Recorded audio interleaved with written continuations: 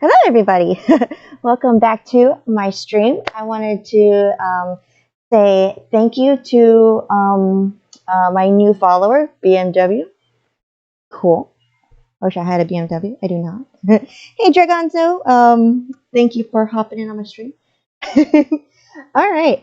Some huge announcements. Okay, so for those of you guys that are in my kingdom, you guys know that I have been working on streaming our kingdom and trying to bolster our kingdom a little bit. Try to keep some of our people playing in our kingdom. So hopefully we can all stay. Sorry, I look kind of awkwardly like girly today. I normally don't dress like this. um, just came from a family event, so apologies for looking super awkward. Some of you guys have asked me last stream about reasons for different accounts and for binding your accounts. Some of you guys wanted to bind your accounts to Facebook. So yes, I did see your comment last time. So I will be able to. Aw, thank you.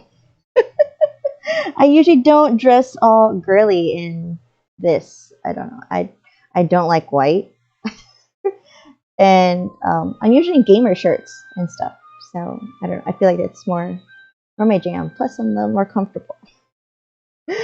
All right. Oh, also, because of all your love and support, admin wants to do further drops and stuff. So doing like mini games to earn different prizes and stuff for watching my stream. So this is all possible because of you guys. And I kind of just want to say thank you. For those of you guys in my kingdom, you guys all know that I really don't like being on camera. I'm just hella nervous. So I just want to say thank you, and for all that you guys do for me. I will be doing some drops for this stream and answering multiple of your guys' questions. I apologize if it took me a while to get around to your questions. I was kind of wrapped up in some family business, and that concluded earlier today. And so I'm here. I'm here now, dedicated to you guys. All right, let's hop into this and let's see. Okay. Also, some of you guys were asking me about opening some of those chests. Admin did grant me some keys, so we can actually open up these chests and see what's inside. Like, will the RNG gods be ever in our favor? For those of you guys that are out there that have watched the Hunger Games. Hopefully I got that one. Hopefully I got that reference right. I've only ever watched the movie once. I watched the spoof movie, I think, once. So I do have those available for you guys to see. So there we go. So I do have the 110 chests that are available for purchase. I say purchase because the first honor pass is $4.99, roughly $5 here in America. And the Royal Honor Pass is the next one at like $9.99. So roughly a $15 investment, and you do get quite a bit of stuff. So honestly, if you do add them up, you do get a discount, like these crystallized gems, these meteorites. Because even if you do get the chests, you do have to pay for keys to unlock these, and then you also get these Raven scrolls. Yes, I know you don't get too many. All things considered. Hold on, if you guys want to see that, I have. Let me see if I can. Let me see if I can scroll down and show you guys. Okay, so the Raven scrolls, you get 50 for purchasing all of the honor passes. 110 what? What did I do? Oh, 110 keys. Yes. 110 keys to open up the 110 honor pass chest that is available. Well, no. I lie. I lied to you guys because a couple of videos ago I did open up 9. So technically there are 119 chests. You do get a few of those keys. You can open a few of them up. Let me see if I can go down here for you guys, and we can do the math together. 1, 2, 3. There's a fourth one. 4, 4.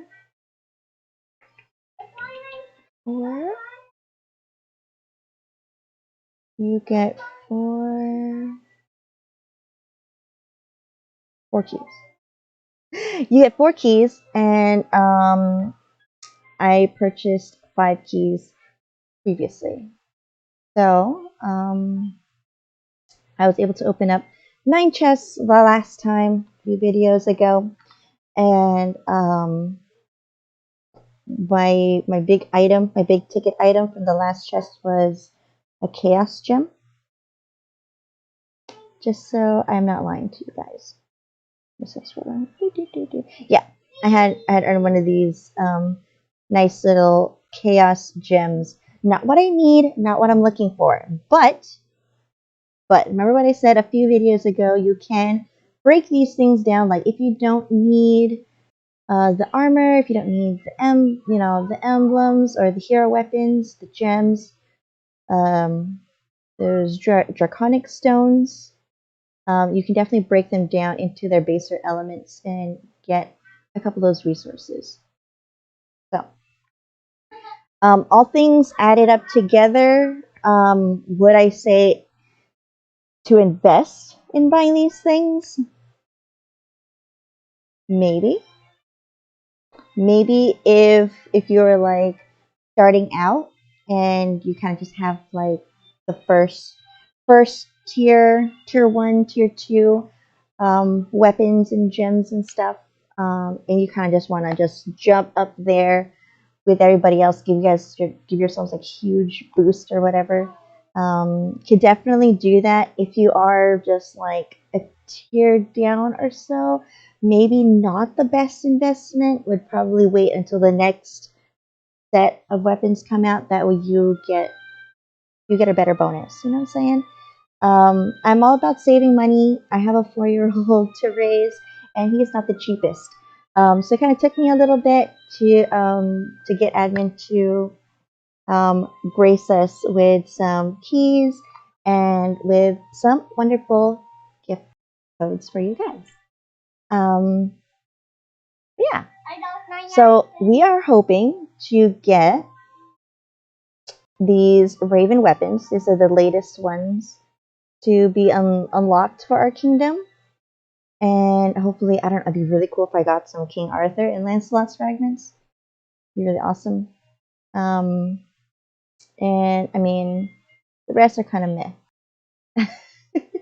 For those of you guys that have seen my lineup already, I already have the latest gems and emblems already. So not quite what I'm looking for, but could always use the baser fragments for these. Let's see. I don't think I have enough stamina. I'm so sorry. I wish I could join. Okay, so this is a Flamebringer armor, and these are the light gemstones. For those of you guys that are wondering, what is my setup? Like, what makes Kat so awkwardly, powerful, and yet she doesn't even bother to fight?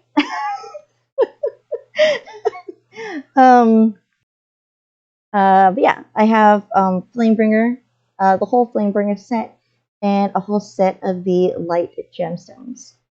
For those of you guys that have not kept up with some of the updates of the game, you are now able to purchase the light gemstone tomes in the shops. So let me see if I can pull that up for you guys really quick, just so you guys know I'm not lying to you.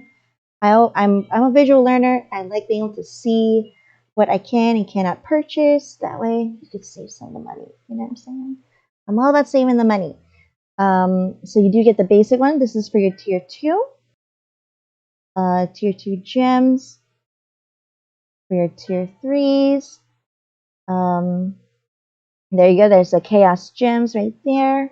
And here is the Light Gemstone Tomes. So yes, you do have to reach those higher levels in the spire, but for that tome, worth it because you get 9. You get 9 of these. 9 of these every day. So as long as you're working on your spire, getting up there in your levels, it is possible to get there without spending money. I'm all about that. I'm Asian. I like to save my money. And for those in the Legend shop, you can purchase your Twilight emblems down here. You do have to reach those higher level in the Path of Legends, so keep using your resets. If you can't get it, try a different strategy. You just never know what might just work for you. But you can purchase those Twilight emblem manuscripts, and you do get 7 a day. So why not? You know what I'm saying? And then in the Hero Soul Shop, the ones that I have been buying lately are the Hero EXP, because I do need all my heroes that I appointed to level up. So yeah, that is my setup for my Lord. And I have been kind of slowly leveling up my gemstones here. I think these are at Marvelous right now. Look at this. Go down here, I can show you guys. So that is the reason why. There you go, the dream. What did I say? Light? I'm sorry. You guys know what I'm talking about. For those of you guys that play, you guys know what I'm talking about. Dream gemstones. And you need those dream gemstone tomes. So it is possible to get up there in levels. And how to get the armor is through the Witch's Cauldron. They had just released that in the latest updates. So it is possible to get up there and get these things. So definitely don't give up. Don't give up on your dreams. Yeah, there you go. So Marvelous Gemstones got that huge boost from those. Those of you guys that are wondering what my setup looks like. And then I did level up my armor in preparation for hopefully the next set of armor for the Lord. So yeah, that is what we are hoping for. I don't have enough stamina. I'm really sorry for those of you guys that are trying to launch rallies and you're like cats online and not joining me. Why? Sorry. Yeah, all right. So, main theme of this video is to open up all these chests, and it gets awkwardly frustrating when when there's a little tiny you guys know what I'm talking about, the thing that's stuck in the middle of the screen. All right, so I am looking for a lot of these meteorite, steel, and Tears of Ascension, so I don't mind. It's honestly probably a majority of what we're gonna get. You're gonna see probably Tears of Ascension, meteorite constantly. These gold summoning horns are really nice because that is also money. More of these. See that steel again is popping up. Nice. We really need those. Here's an ascension right there again. All right, look, those crystallized gems are popping up. I like that. I need those for my gems and those emblem essences, which you can also purchase those in the stores as well. There we go. I got a chaos gem right there. So not too bad. Alright, I got meteorite and another summoning horn. We're almost there. Alright. Alright, and here's a big whammy. Money, money, money. Come on. Death Seeker armor. So, a little disappointed. It's okay. We still have 100 more chests to go. But I do have a lot of those crystallized gems. So, I might be upgrading my gemstones after today. Ooh. The scales are as nice. You can use summon some more draconic stones to upgrade your higher tier stones. So if you haven't yet and you've been kind of dragon hoarding all of those, there is a maximum to your inventory. Letting you know that right now. There's maximum. So make sure you either use your draconic stones to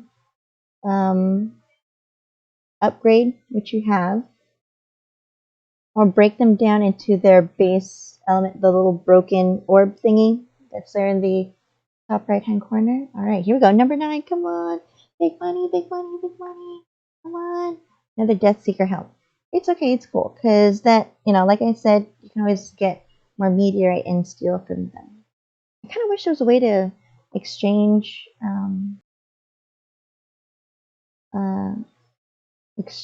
the those ingots that we get for something cool. Alright, I got a wildfire obsidian bow. So pretty neat. Not quite what we're looking for. I got my Death Seeker Greaves. Alright, I'm starting to get a whole armor set.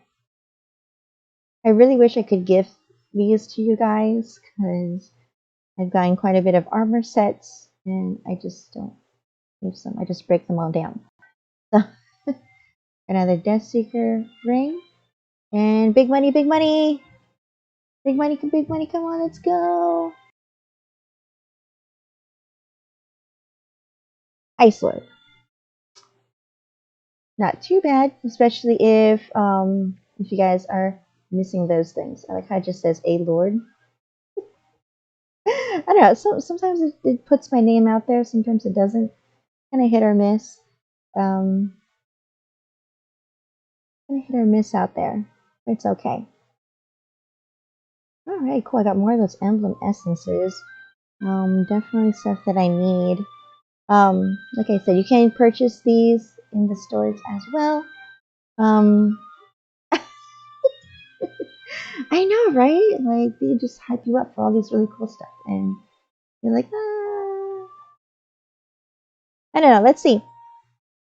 Another chaos gem. So it's okay. We got 70 more to go. Got another wildfire shadow blade there. Oh, if you guys do not want to purchase these keys for these chests, you can also wait until the store cycles through on their sales as well. So if you guys are looking to just buy it outright instead of kind of gambling a little bit to see what you're gonna get, like maybe I might get it, maybe I won't. Some of you guys might like that direct approach, like okay, I'm guaranteed to get the items that I need to upgrade my weapons, my armor, my emblems, my gems, what have you. All right. So I know some of you guys like that direct approach. So, oh, look at that! Look, hey, we got an epic Raven Feather Blade. Sweet. So I will be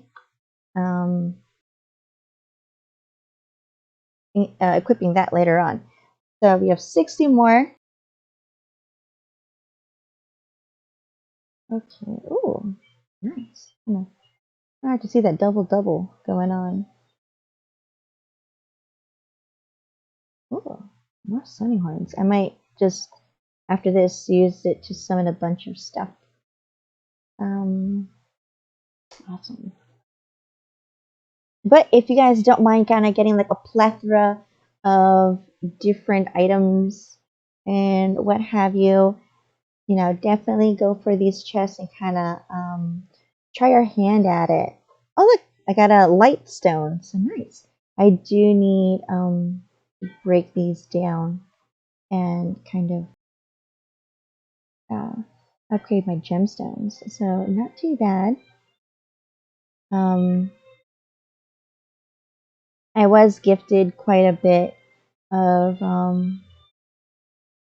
I feel like these weapons look really cool. Like if you were to cosplay these at like a convention or something, I think it'd be really cool to actually see. I don't think I've ever seen anybody do like a mobile game cosplay. So Really interesting. All right, here we go. Large one. And we got a light jewel. Sweet.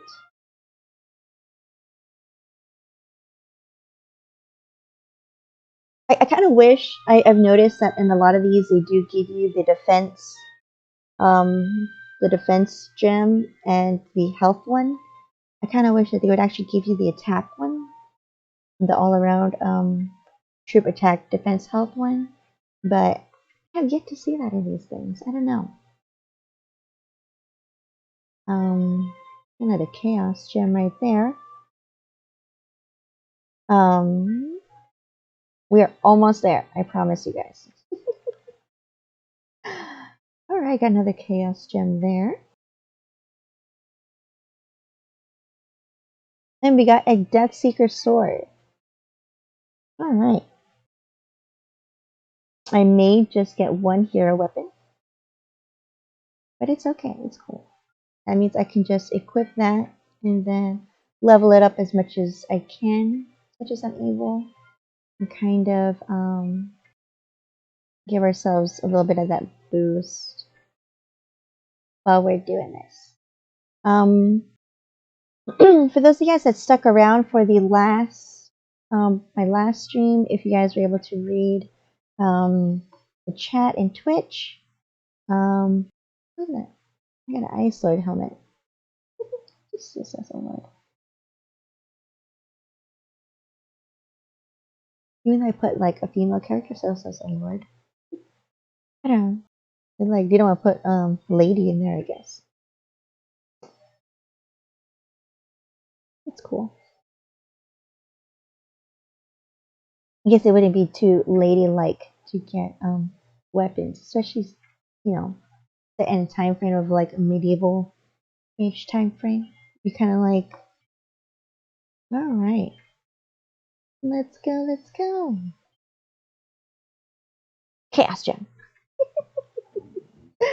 All right, I think we can get one more super chest out of this. Oh, got a light stone. Not too bad.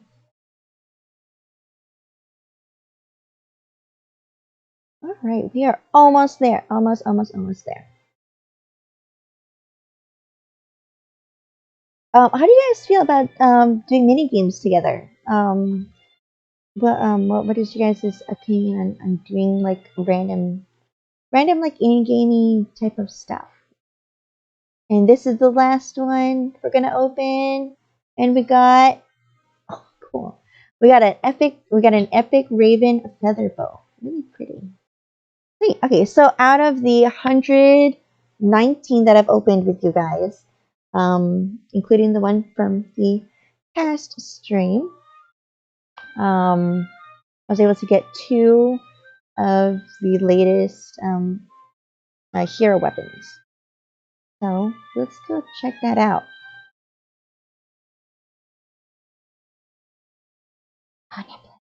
Okay, hold on. Okay, I have enough stamina to join this. I'm sorry, Bloom. I know she's been trying to get somebody to join her, and it's just not happening. I'm gonna just toss my peeps out there, and get that out there. Oh, collect my tribute really quick. Get that timer rolling. And hero weapons. Let's scroll down here. Ooh, we can summon right now. That is amazing. That is absolutely incredible. So out of all of those horns and stuff that we actually got 500 or so.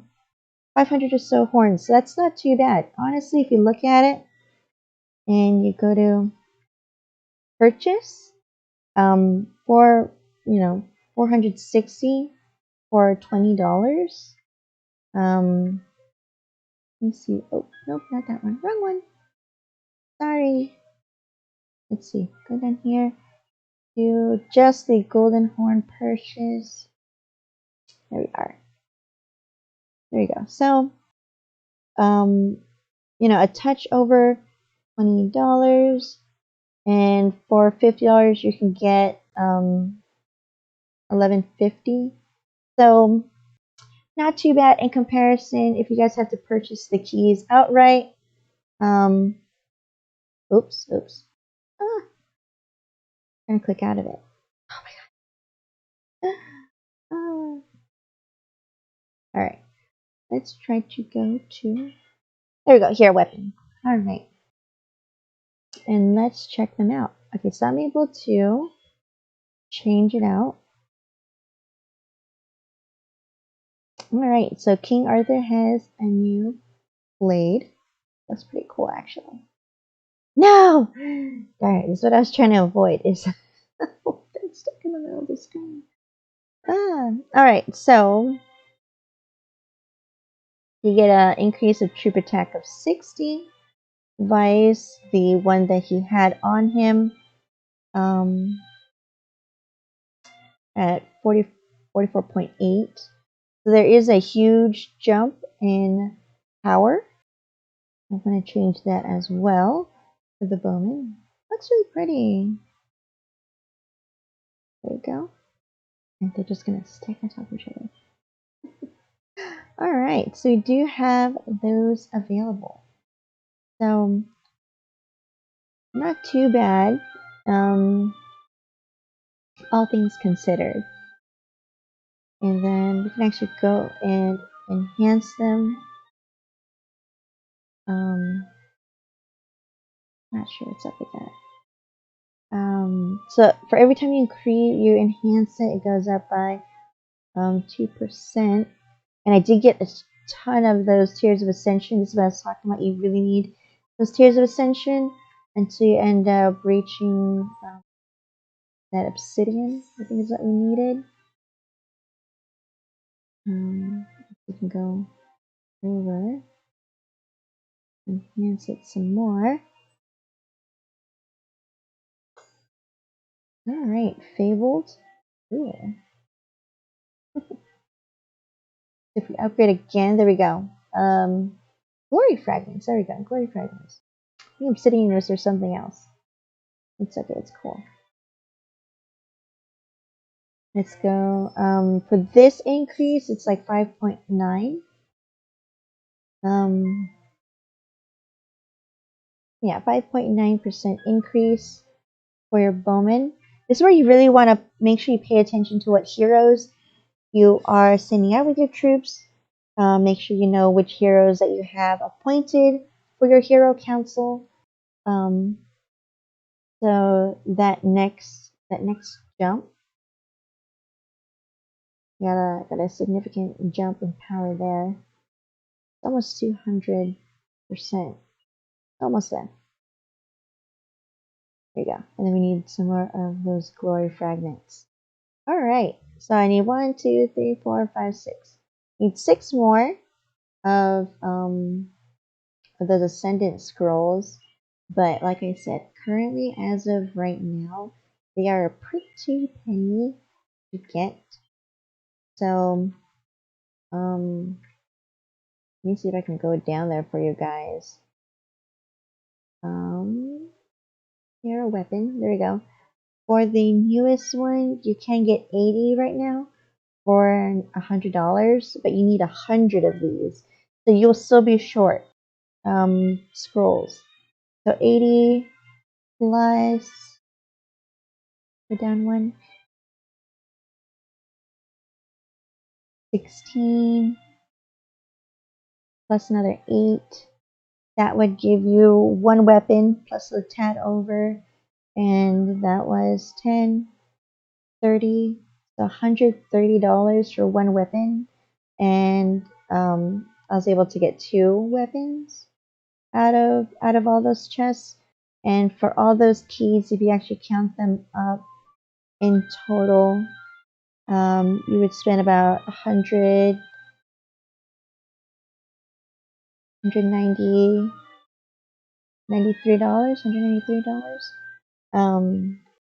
for all those keys.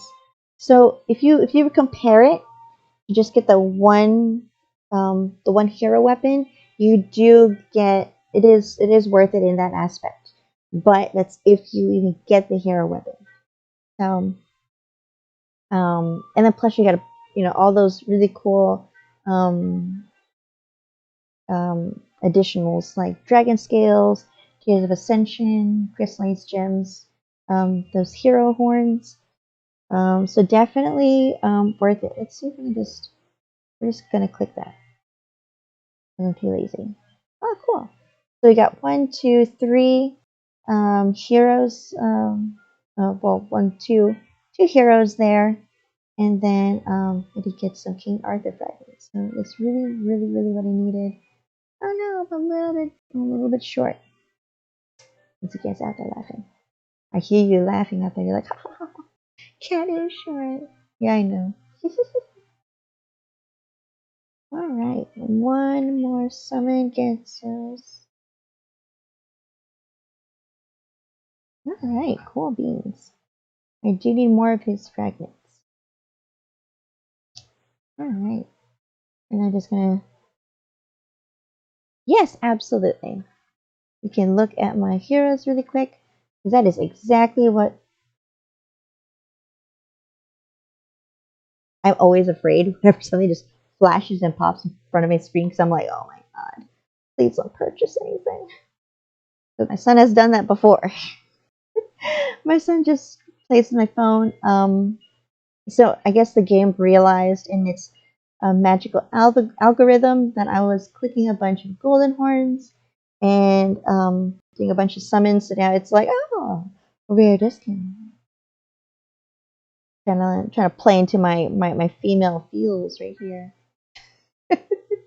So for 1,800, it is now discounted to $50. And these offers are little pop-ups, and they are good for a day. You only get one though. You get one offer of these.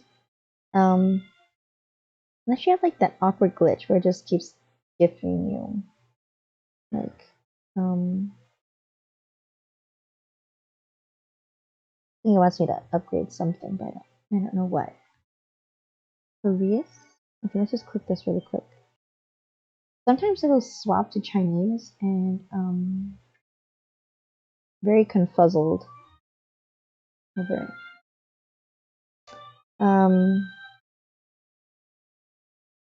It's not going away. For those of you guys that know me, you guys know that I don't like the little red dot. So these are the heroes that I have appointed for my council. I'm gonna go over here and I'm gonna dismantle all those awkward heroes I got that I don't need. That I personally don't need. This does not necessarily mean that these are what you're going to have to dismantle, but this is the setup that works for me. I definitely don't want you guys to be like just dumping all of your hero fragments and stuff, and you don't have as many heroes available to you. Because everybody's gameplay is a little different. For those of you guys that do have farm accounts and stuff, you might want different heroes. You know what I'm saying? Like, you might want to keep these guys with you at all times. Let me see if I can actually. Do I have it? I don't think I have enough. Yeah, I'm just 60 more fragments shy of leveling him up again. I don't think. Let me break him down too. Yeah, so this is another way that you guys can save money in the game instead of purchasing heroes outright. I am only missing one hero, and that is the lady at the bottom. If I can scroll fast enough. I'm just missing her, and she's the newest.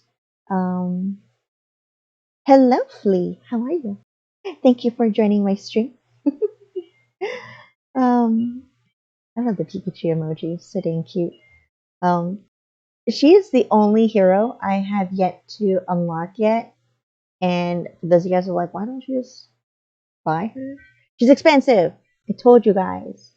I'm all about savings the muns. Come on now. But yeah, this is what I have for my hero setup.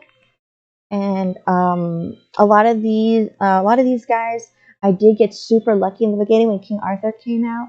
And whenever I did use those golden summoning horns, I did get quite a few of King Arthur fragments. So that's why he's so incredibly level up in comparison to Lance. I don't know, Lance, look, come on, work with me here.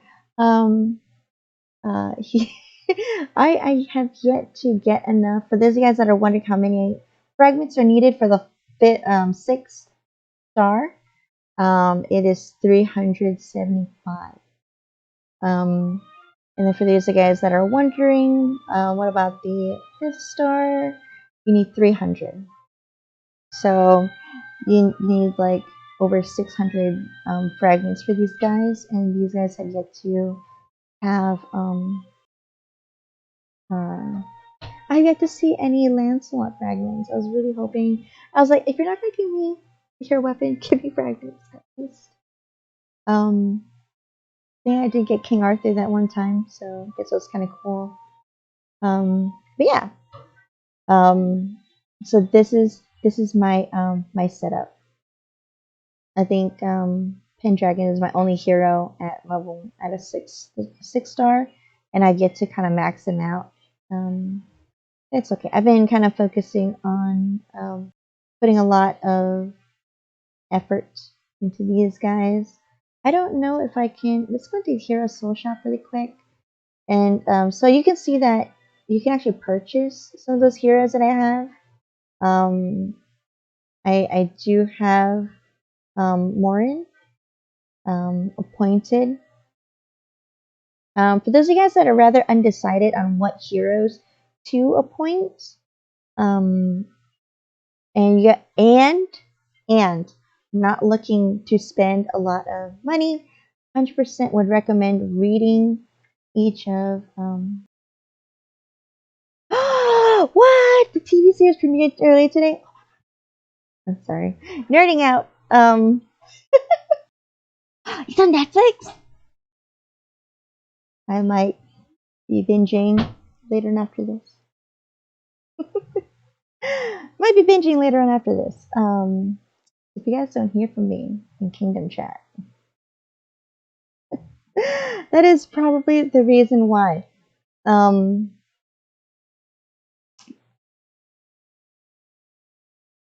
The last three next week. Okay, I'm used to like a lot of like anime shows that are like kind of lengthy, and with my mom here helping take care of me, we've been watching some Korean and Chinese dramas on Netflix. So that'll be definitely something I'll be watching later. Thank you for that. Okay, here we go. Here's a lovely message from admin. For those of you guys that are playing King of Avalon, if you guys are ready for this, I'm dropping this in Twitch chat. That is your gift code for these next few minutes. It is usable one time, so whoever can grab that gift code really quick, hurry up, do it. Hurry up and do it, and I will be able to drop some more gift codes for you guys. Oh, Sokka, Bucky, I love you. Love you guys.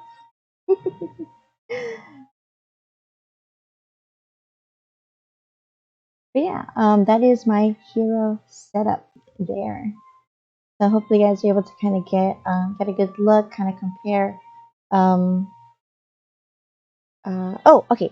So you guys are wondering, which hero should I appoint? What should I be looking at? Okay, so if you click on the hero, and your unique skill is activated here. So it'll give you the base effect when he is with you guys' when he's with your guys' troops, when he's appointed. This unique skill is what will be activated, and then you do get the extra little bonuses. I would 100% be looking at the 2-star. If you're not looking to spend money on the game, okay. Definitely look at the 2-star and possible 3-star depending on how new some heroes are. Because I've noticed that the newer heroes tend to be more readily available in terms of getting their fragments.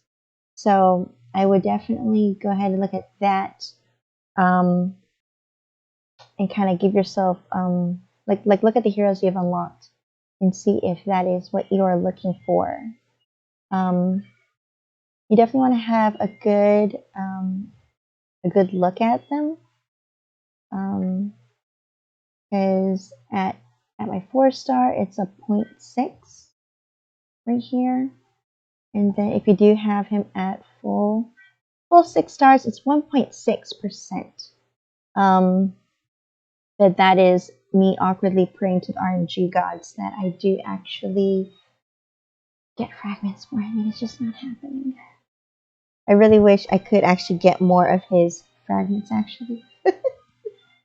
But yeah, I would be looking at their base effect and their unique skills when you're going to appoint them and send them out with your troops.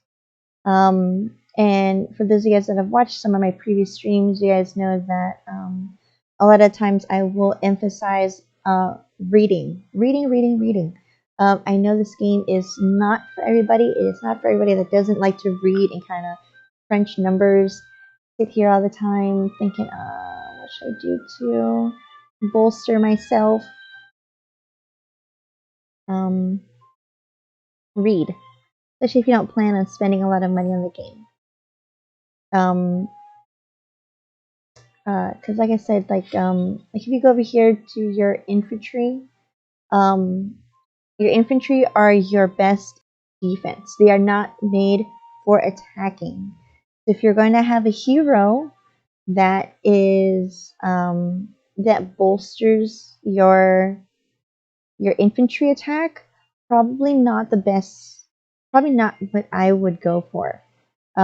So I know I have King Arthur's infantry attack at 60. It is maxed out at 214.24%, but that was after I had upgraded his other skill sets. Because the one that I had focused on is the infantry defense. Because he is one of the heroes that I do stand out with my troop marches in my formations. Like I said, your infantry are your defense, your bowmen and your cavalry will be your offense. If you go look at here, the light cavalry, see it says attack right here. These are your keywords. They don't really jump out at you unless you're actually reading it. And I hope this actually makes sense to some of you guys that are kind of just like, I'm just gonna dump everything into infantry, but it's not working and I don't get it. You kind of have to even everything out. So your heavy cavalry is, see that, attack against your warriors. So depending on who you are fighting against, you definitely want to kind of be able to gauge, kind of guesstimate what they would throw at you. So your bowman is the chance to attack the enemy cavalry, and increased attack against your spearmen. So in terms of the bowman, vice the crossbowman will be attacking your spearmen, the increased attack. Whereas this one says chance to attack cavalry. So you definitely want to pay attention to the verbiage used for each of the different troop types. So let's see. Some of you guys were asking me about binding your account. I did not forget you. Okay, I was just making sure that I had asked admin to make sure I did not give you guys the wrong information.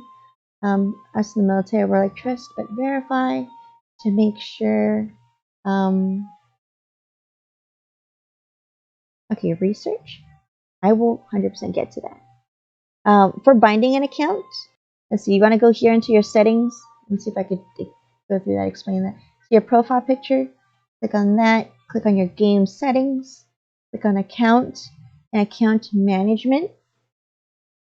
When you click account management, that is where you can find it to your Facebook. If you are on your phone, you want to log into your Facebook and make sure that you're logged in on your Facebook account, because when you do click bind, it hops right into your Facebook. Kind of like if you're using an app outside of Facebook and you want to link it together.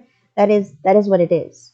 So log into your Facebook account or your Gmail account, what have you, and you can click bind. I have my farm account that is bound to my Facebook. So that's why I don't have that down. I do have it down to my Gmail account. For those of you guys that were wondering about the Kings group, no, you cannot unbind it from Kings group. So once it's locked in, it is locked in. So if you guys are out there and you guys are looking to just purchase an account instead of starting from ground zero, look to see if they did bind their account to King's Group account, or if it is just to an email. Because if it is bound to King's Group and they try to sell it to you, they will be able to snatch that account back from you. So just a little buyer's protection, which is something you look out for. On to the next question. All right, so Dragonzo is asking about research. I'm actually almost done with my first group of research. Because this is my attack heavy account, even though I don't really attack anybody. Let's see, if we do click on this, and I kind of just scroll all the way down, I'm back here on the tier 5 research and stuff. I kind of just want to unlock everything to kind of see what is needed for what are the requirements for each of them, so I can properly allocate the right resources to my research. Because once you get up here, it's in the millions, and it is hard to maintain millions of iron and silver. Because I do not have millions of iron and silver. I just have like a few thousand. So, a lot of that is from farming, not a lot from getting dirt tributes and stuff, which reminds me. I'm gonna go up here. Okay, see. Okay, cool. I have a minute on that, but let's go back into here. For those of you guys that are just starting out, that are not relying on a lot of alliance members, if you don't you want to be self-sufficient, you know what I mean? Especially if your alliance isn't that reliable, or you're just new to the game. If you're new to the game, 100% focus on these: your development, your economy, and your defense. This will give you a really good base in your game. You'll be more self-sufficient. So if you are going to do this, definitely do work on your construction, your research speed, and then make sure that you get your storage. You should get storage and your troop load in terms of development. Construction storage here. Get that research speed. I have like almost everything maxed out to where I want it to be. I really haven't been focusing on development too often, but that is what you want in development. That way, you are able to make sure everything is stored, not won't be stolen from you. Troop load is so that when you do send your troops out to gather resources, they will be able to carry even more, especially if you don't have those heroes that do increase resource carrying capacity, or they're like their specialty resource. And research, Obviously, you want to research these things faster because these things can get into the days, weeks, and months. And construction, if you guys are more focused on building your stronghold up, increasing your power. For economy, if you want to be self-sufficient, definitely focus on the productions. Production are those your little resource tiles within your stronghold. Gathering would be the ones you're sending out your troops to gather. But if you guys aren't in your kingdom, they will there's a possibility of getting your troops attacked out there. So I do know a lot of people that do have a lot of major accounts. If you don't send out siege, you can always send out your lower tier troops. That way, they are cheaper to train. They are faster to train. Not really faster, really, but they're cheaper to train, and they are on the less expensive side of the spectrum. They don't carry as much, but definitely one of those things that is worth looking into. I personally send out my siege out there because of the higher carrying capacity, and you're able to send less troops and carry more, but you can always send a bunch of troops out there, especially if they are relatively cheap, which is why I've seen a lot of like higher tier players. They have like all of their higher tier troops, and then they do have a couple trickles of like their lower tier. Sorry, it's been rather dry lately, and I don't know. That California heat, it was so cold, and now it's just so incredibly hot.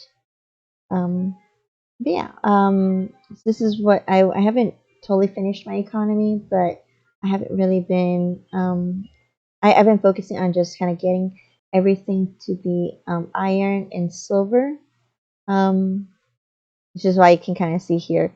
I kind of have just silver production and silver gathering kind of maxed out, but everything's kind of lacking there just because I'm trying to get as much silver as I can out of that. And I mean, I'm almost done with it, so that is what I would do for economy if you want to be self-sufficient. For defense, if you guys are in a newer kingdom, I would do some trap stuff. 100% would do wall defense.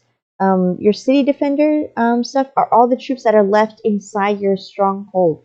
So if you did not send all your troops out and you have a bunch of troops in your stronghold, this is the boost that you'll be receiving. So when you're looking at your battle report, and you look at city defense, this is what that is. Um, so you do get your city defender attack and defense and health. 100% would work on those, especially if you guys are constantly getting attacked out there.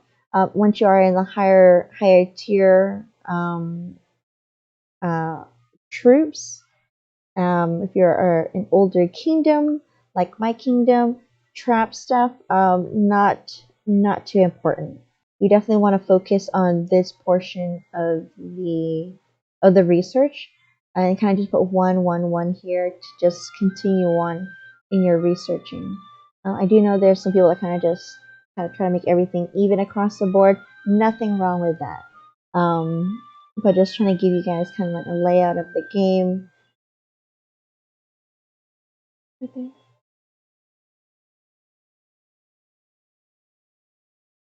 One of my mods had lost his phone. Um, but yeah, so if you guys are in an older kingdom, definitely focus on those city defender stuff, especially if you guys don't have a lot of shields. The Chinese call them covers. Other games have it's been referred to as your bubble.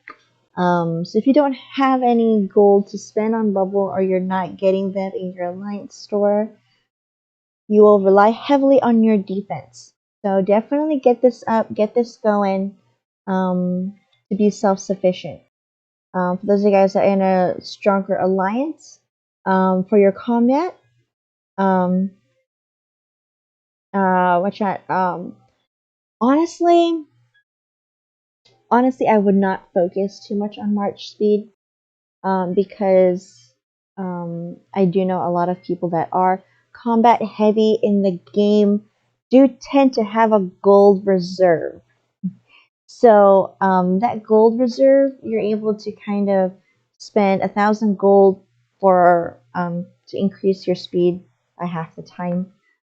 Say you're marching for like 10 minutes, spend 1,000 gold, you're suddenly marching. Your march will take 5 minutes. So honestly, if you're combat heavy, for those guys out there, I know you're out there. Yeah, I know you guys have that gold reserve, so I would not focus too much on that march speed. Um, if you're looking at increasing your march speed, don't send siege out there. Don't. They are very slow. They're the reason why your marches are incredibly slow. Yes, they are helpful against traps and defense, but really, once you're up there in level, it doesn't matter. So, um, like I said, make sure you read your troop descriptions, health, and then your defense, health and defense for infantry. Definitely get those up. For the monster march speeds, being in an FBK, we do tend to fight for resources quite frequently, and it's just quite like I get KS all the time. Um, those um, those level 38 monsters, our latest monsters, always get KS'd. Um, heal, kill, kill, steal. For those of you guys that don't know what KS means, um, for siege, you don't really want to focus too much on those things. But for your cavalry, your attack, um, and your bowman attack, definitely get those up and going. And it kind of just repeats over and over and over again. Want to get those march slots. That way you can be a little bit more effective when getting there. The monster march speeds, I always get those up and going. The troop formations are especially helpful in war times, because that way you're able to set what troops you want you want paired up with which heroes, and those troop formations are extremely helpful, and it saves your preset in the game. That way you kind of just click troop formation 1, and then troop formation 2, 3, 4, 5. If you guys have your VIPs unlocked. But that is extremely helpful in war times. For those of you guys that are wondering, Kat, what happened? I know some of you guys that were corresponding with me were asking about me streaming the Excalibur event, the Kingdom Raid event. I'm sorry, I fell asleep. I only sent like one march out, and then I was out myself. Had a family business to attend to this weekend, so I apologize for that. But I am making it up to you guys. I promise. Um, but yeah, so that's why I did not stream this morning's event. I apologize.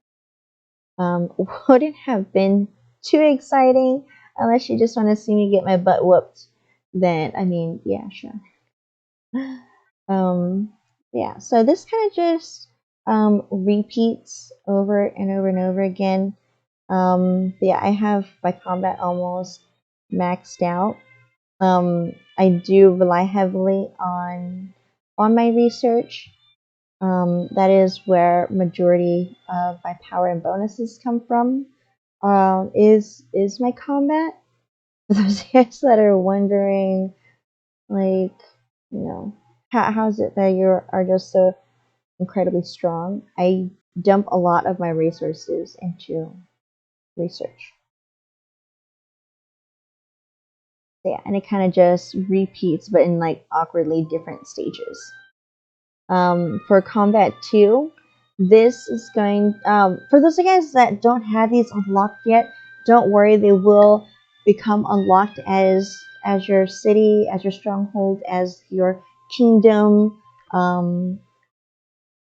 grows. So definitely be a little patient.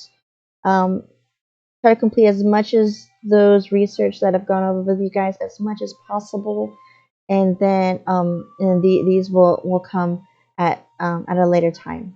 But for combat 2, again, definitely want to focus on your infantry health and defense. Get those maxed out. See if you kind of see that. I just put one in siege just to unlock it, just so that when I get down here into the troop health, that's what I'm going to end up dumping a lot more research into. But I kind of just want to, just for completion's sake, I'm a completionist. So yes, when I do play Pokemon, I do complete my Pokédex. So I do enjoy receiving the little certificates and then you complete the whole Pokédex. So I'm just a completionist. Probably eventually I'll go back through and max out the ones I haven't done yet. But yeah, that is one thing that I would do once I'm done with this whole Combat 1 situation. For superior research, for those of you guys that have unlocked this, this requires a lot of your Philosopher's Stones. Philosopher's Stones can be obtained by... Do you have enough stamina? I do not. I apologize. I'm sorry, Riley. You guys are like, oh, why is nobody joining my rallies? I apologize. Yeah, I don't have enough stamina yet. Okay, so, okay, hold on. I was going to show you guys where you guys can get... Oops. I hope I didn't change the screen too much. Sorry. I will definitely fix that later. Yeah, no, this was from Excalibur this morning. But if you guys are wondering, like, oh my gosh, like what in the world happened? There was a 41 in there. The guy that always defeats me in the arena showed up. I was told he was not going to show up, and he did show up, and I was told he wasn't going to join in the battle, and he ended up joining in. So it's okay. For those of you guys that are wondering, where do I get Philosopher's Stones and having to spend money? Oops, nope, not that. We got oops, okay, I guess I don't have... I thought I had a monster one somewhere in here. I guess I do not. And before I was going to show you guys another skeletal mage one. I think last time I showed you guys was a hard one.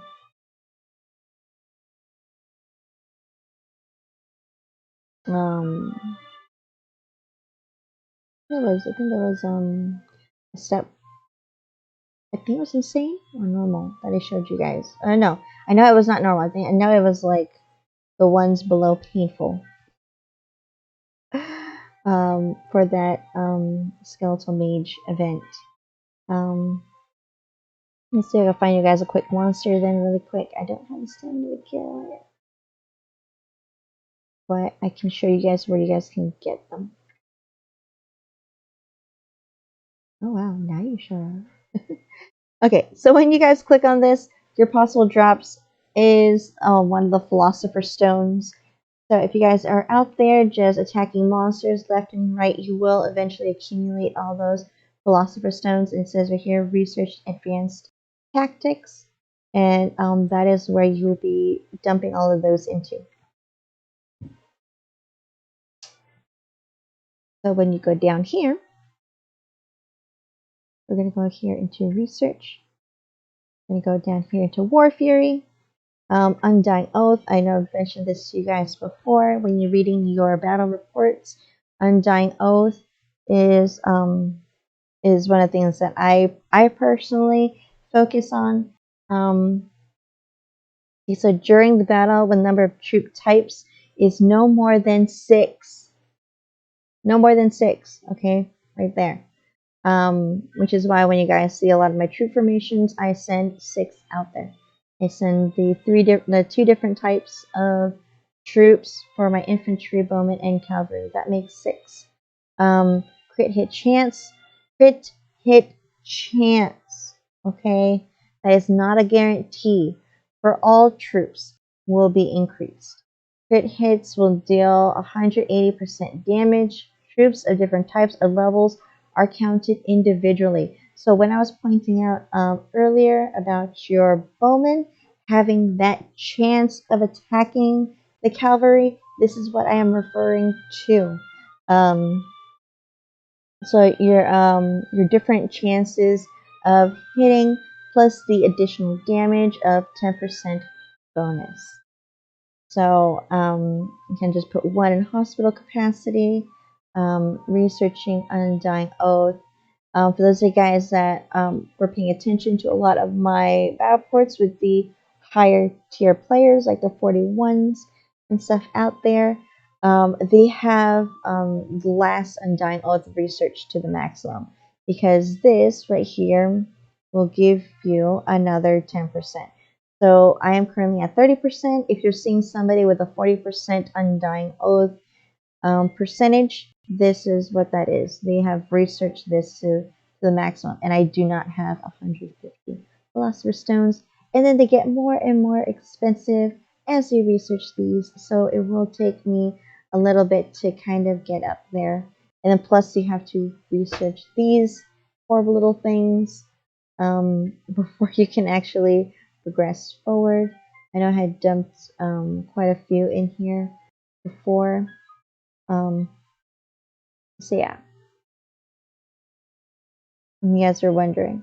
For Legion, this is your rally capacity. So if you are unable to kind of get your Hall of War and your embassy leveled up, this is where you can kind of compensate that is with your Legion. That gets your rally capacity up, and this is your reinforcement capacity for those of you guys that that will store a lot of your reinforcements. This is extremely helpful, especially if you're doing your Fallen Knight event and you don't quite have the troops recovered from the last battle, last war, last crazy event, and you've lost a bunch of troops.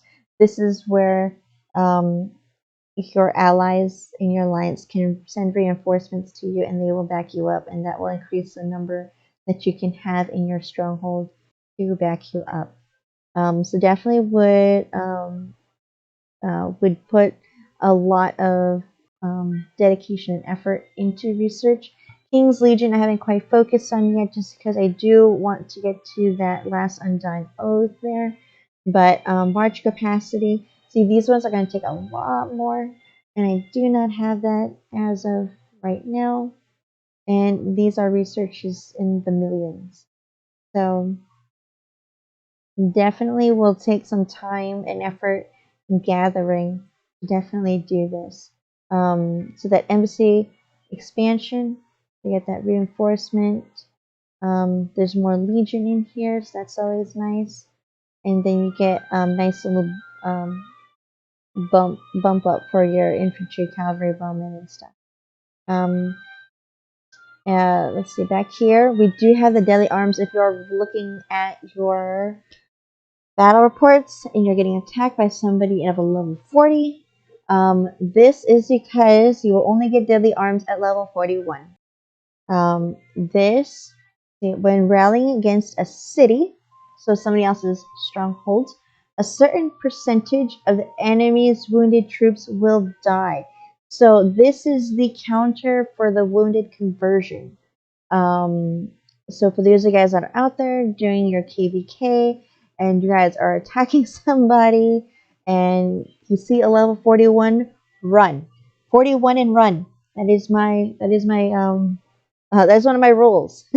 You see level 41 and you will run, because your troops will die right there. This will die. So you won't get those troops back, especially for somebody of at my level, where training troops is taking, they eat so many resources trying to train them up, and it's just not something I want to have to recover from. Y'all know what I'm saying. For those of you guys that are wondering how to get that next March slot without getting the 5th March slot without having to get all crazy, your March slot is right here on your King's Legion. I don't have that unlocked yet, but the reason why I have that 5th one is because I do have my VIP level up. So for those of you guys that are out there, for those extremely older kingdoms, you will have that level 45 lurking somewhere, and that is where it will hurt. You'll see that 10%, that 5% from last one, another 5% here. That is your maximum 10% on the deadly arms. So let me see if I can pull up. Oops, I can pull up that battle report for you guys. Who is this against? Okay, so Nightmare, I think, is a level 41, if I'm not mistaken. I don't remember if he has his unlocked. Let's go just check that out really quick.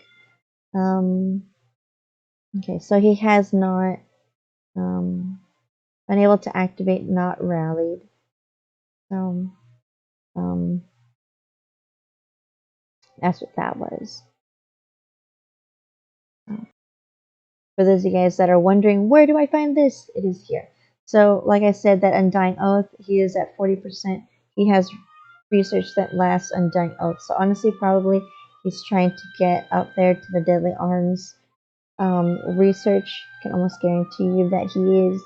He's definitely a wallet warrior, considering he has all these little nice +1s and all of his draconic, his dragon skills are at 5, and there is that level 6 right there. For those of you guys out there wondering, what are these? What are those? What are those? When you are looking at your dragon, let's see if we can pull that over really quick. Oh, I did my tribute. Forgot about that for a second.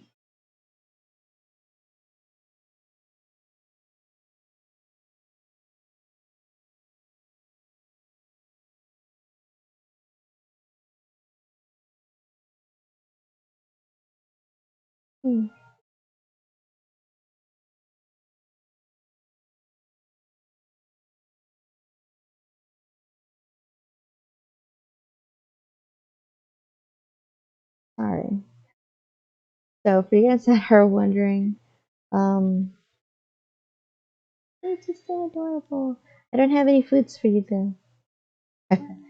But that double bounty unlocks when he reaches 55.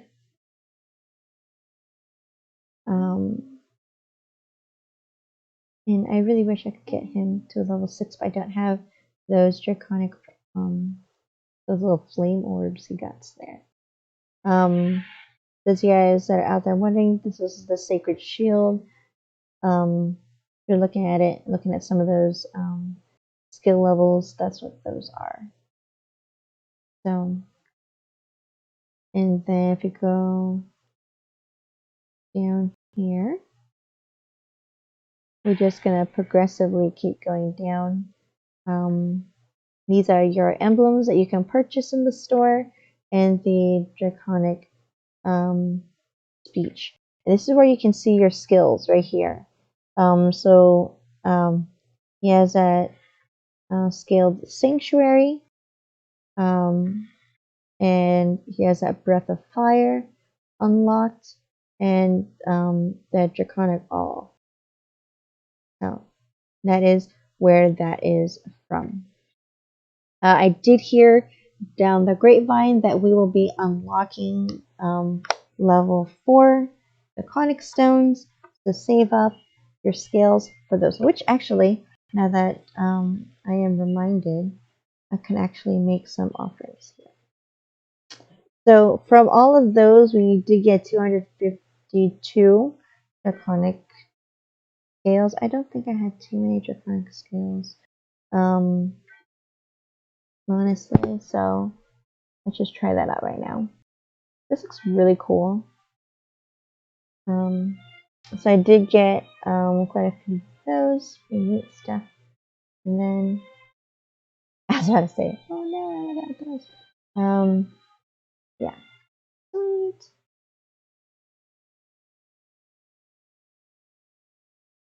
Hello, Monso. How are you? Thank you for joining. How are you? How are you guys doing? I'm kind of just going through all those draconic scales that I had received in the chest from earlier. Just gonna blow right through all those. Maybe got that too. For those of you guys are wondering, like, how come I'm not getting anything? For those of you guys that don't purchase things, this is what you guys are looking forward to. You want to get these level 2 draconic stones.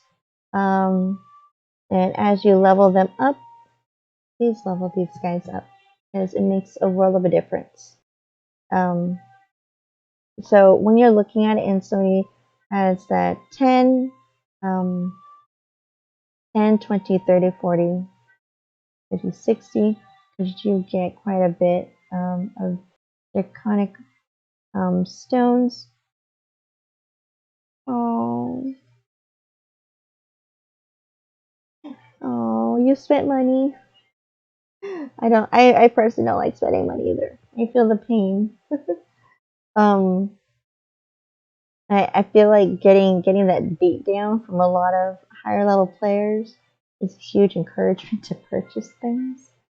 So I 100% feel you on that. Especially if you're not in an alliance that's willing to help you rebuild what you've lost. I'm sorry. One of my alliance members lost a lot of troops this morning during that Kingdom Raid Excalibur event, and he is none too happy about it. So feel bad, feels bad, but yeah. For those of you guys that are out there wondering what Monster and I were talking about last stream, Monster was asking about different accounts and stuff. Yes, the Path of Legends is incredibly frustrating. I 100% agree with you. But keep on that Path of Legends, because that is how you're able to get your journey insignias, and you're able to see just waiting a little bit. That adventure duration will restart when I click on that. So you'll know how much you're collecting. So that's per every 10 minutes, your traveler's insignia. And the reason why mine is so high is because, well, one, I have the last chapter unlocked for the Path of Legends. I wish I could show you guys what the next one is about. I kind of don't want to spoil the story. I honestly wish I can kind of go back and kind of just click on these things and kind of read the storyline again, because when I keep trying the Path of Legends and a portion of the story pops up, I'm like, oh, well, I have no clue what the hell you're talking about.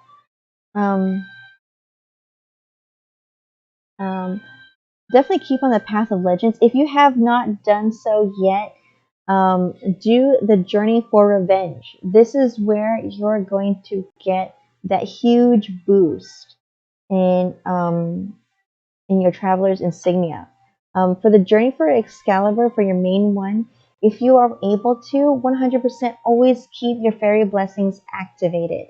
Try to keep this activated as much as possible, and if you're able to, always click that Fairy Blessings, because I know it sounds a little ridiculous, especially if you're looking at the percentages, but this will scale off of that benefit.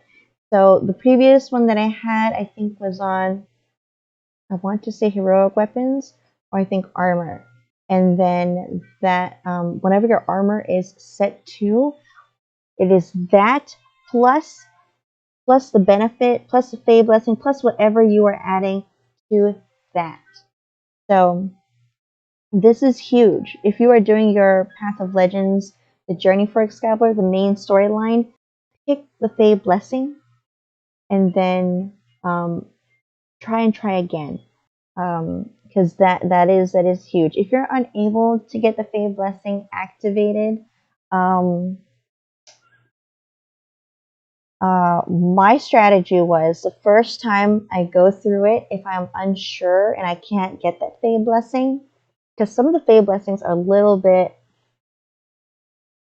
unobtainable, I think is the best phrase that I can think of without having to spend money. Let's see, Troop Buff or Fae Blessing. If I'm not mistaken, the Fae Blessing kind of does like all troops, right? Or no, the Troop Buff was like all of them. As long as it says the Fae Blessing, pick one of those two, and you do have the chapter reset. You do get two of those. I always pick the one where it kind of has the troop attack, troop defense, and troop health. That's one that I always picked. Unless it didn't work out, and then I kind of looked at the percentage, and I kind of would look at the percentages and kind of give that a little bit of a comparison. But if you are unable to get the Fae Blessing, because sometimes it is a little unobtainable, a little unreasonable, as I said before, definitely look at your infantry health, defense, because your infantry, like I said before, is the one that absorbs all the damage coming in from those the NPC, I guess is what you would call it. But it will absorb majority of that. That's why your infantry is always the first one to kind of go. And then if you're looking, if you're watching it, I know it's kind of really boring to just watch numbers tick down, and you're just like, oh my god, all my troops are just dying. Why? Get that infantry defense. If that is not available, get your cavalry attack. Of course, always look at the percentages. Look at the percentages, see which one is the highest one. Go with that one.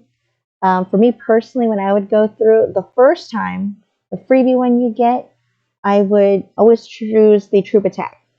Troop defense, troop health, the one that has all of them listed out there. And that would kind of give me my base of where I would need to kind of switch things up. So if I start losing my cavalry first, I would pick, the troop attack, defense, and health. Change one of them into the cavalry attack, and then kind of go from there. And then that's how I use all of my 3 resets for the day. And that's how I was able to kind of progress through the Path of Legends. And also, those of you guys that are just starting out, the Path of Legends is your reputation. So the chapter 30 is kind of what I am at right now. But when you do go to the store and it's telling you to increase your reputation, you're like, what is reputation? Get it? It is actually talking about your Path of Legends and getting past that chapter level. But yeah. So for that, I personally would kind of get a base look at what I'm looking at. And then, obviously, of course, if you're like down a bunch of like infantry, definitely go get that. Definitely go get that infantry that you guys need for inventory. I know it's very tempting to just be like, oh, they'll survive the next one. Definitely want to have that cushion of infantry to protect your troops going in. And then pick that infantry defense going forward.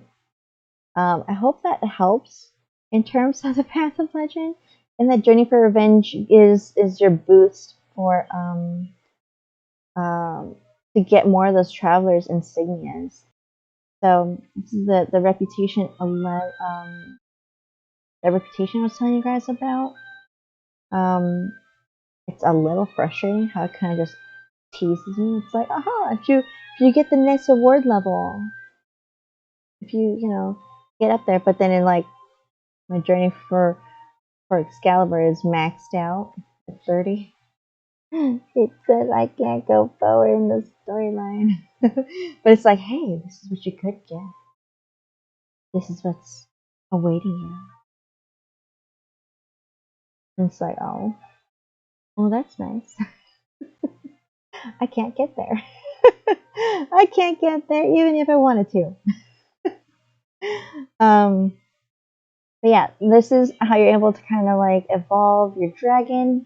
These are always obtainable. These are usually obtainable on those little pop-up events. So definitely pay attention to those rewards if you want to level up your dragon further. So you do get quite a few chances at getting these nice little dragon flame orbs to evolve your dragon. They kind of just, I feel like they just dangle it in front of you, like, oh, you want this? You want this? Because this is one of those items that you actually cannot purchase in the store. I feel like that's kind of what they keep holding above you, like keep you playing. Are those little items that you actually can't purchase? But yeah, so definitely keep your Fae. I'm sorry, I play D&D. So I refer to the fairy as Fae. Sorry, fairy blessings. Definitely want to always have that activated as much as possible. So this is what I mean by it's kind of unreasonable sometimes. This one was collect required heroes to activate, and it requires King Arthur's soul with 2 stars and a level 55, and Lancelot with 2 stars and level 55. So kind of annoying and rather unreasonable. This is how you're able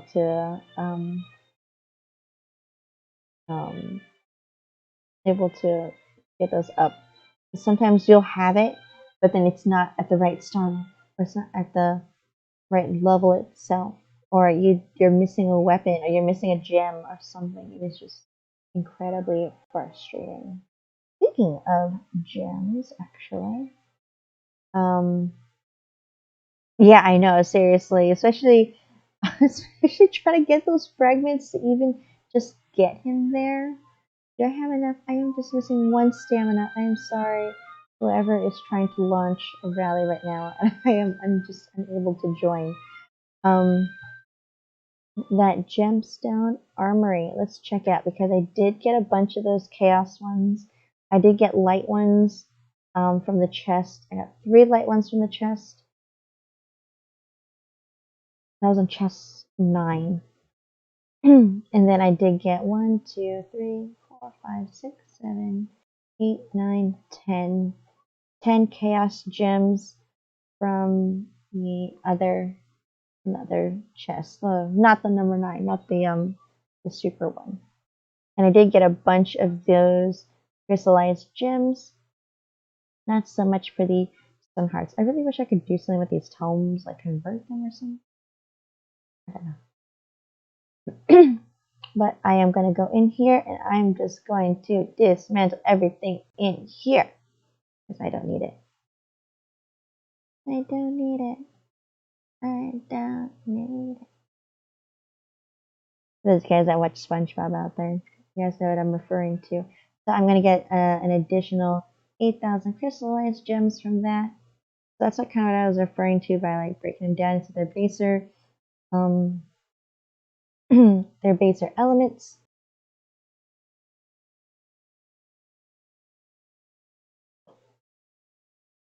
And then the reason why I did level tier 4 and tier 5 separately, so I can show you guys the difference. So that tier 4, I was only able to get the crystallized gems from there, and then the tier 5 is where I am able to get those stone hearts. And then dismantle those.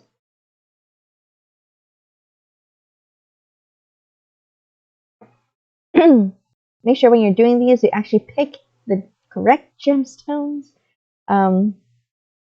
They will disappear, and the corresponding materials from them will be returned but it is noted the amount of materials returned from the inherited items may differ, I know it's kind of hard to read, may differ from the amount needed to craft them, aka what you put in is not what you're going to get out. So just an FYI. And if you guys are looking at those different kinds of gems and stuff, what it means is that, like, if they are of a certain level, like this one's are marvelous and this one's are fabled, make sure you're not getting rid of the lower tiered ones. So definitely kind of like give them a glance over and like, oh, okay, yeah, this is the one I really want to get rid of. Make sure you don't get rid of the wrong ones. I have done that before and I've kicked myself in the butt for it. It super sucks. I'm trying to kind of just get all of my gems kind of evened out a little bit. But if you look, I did focus on the attack ones first, and then I got the defense. I do have the all over troop attack, troop defense, and troop health. I did also get that leveled up as well, and I'm working on the defense ones. So, for those of you guys that are wondering, which one do I level up first? I focused on attack first. And this is kind of where they get pretty pricey, and where they kind of want you to spend that moolah. If you guys do want to spend money, wait until there's a sale. I know that is incredibly difficult to do, but wait for the sale. I promise it'll be worth it because you will save tons of money. So as of right now, the one that I have on sale for me is the gemstones. Actually, we go down here into the sale. The gemstones is the ones that I have on sale right now. So you can get those heart bundles and crystallized gems that I would 100% need. For those of you guys that missed it on my last stream, what packages do I buy, Kat? What can I spend my money on? Instead of buying my Starbucks a drink, what do I buy? Buy the lowest one first. I know that's a little annoying because you're like, well, I could just buy the most expensive one because I'm going to use it anyway. Listen, you only get 1,000 of these sun hearts for $100, okay? And if you look at it, you go down to the previous package, you get 525. So you purchase this twice and you get 50 more sun hearts for cheaper. Oh, no sale yet? Shucks. Wait for those sales. I promise you. Those of you guys that are wondering other ways to kind of get in there. Okay, hold on, let me see. That War Aid Center, the daily deals, 100% claim those every day. Every day, because they count and they're free. For those of you guys that are willing to spend a little bit more money, do the subscription because do the subscription because you're able to kind of get these little goodies every day. You get those golden summoning horns. 30 is enough to do one golden summon. If you're looking at it and they're like, oh, we want you to do like a golden summon, and you're like, how the hell do I get those things? It is there, and instead of purchasing it individually in the packages they are given to you, you get this every day. So you get 30 summons in a month, and that is $30. So if you kind of break it down, it's $1 a day. Is what you'd be spending.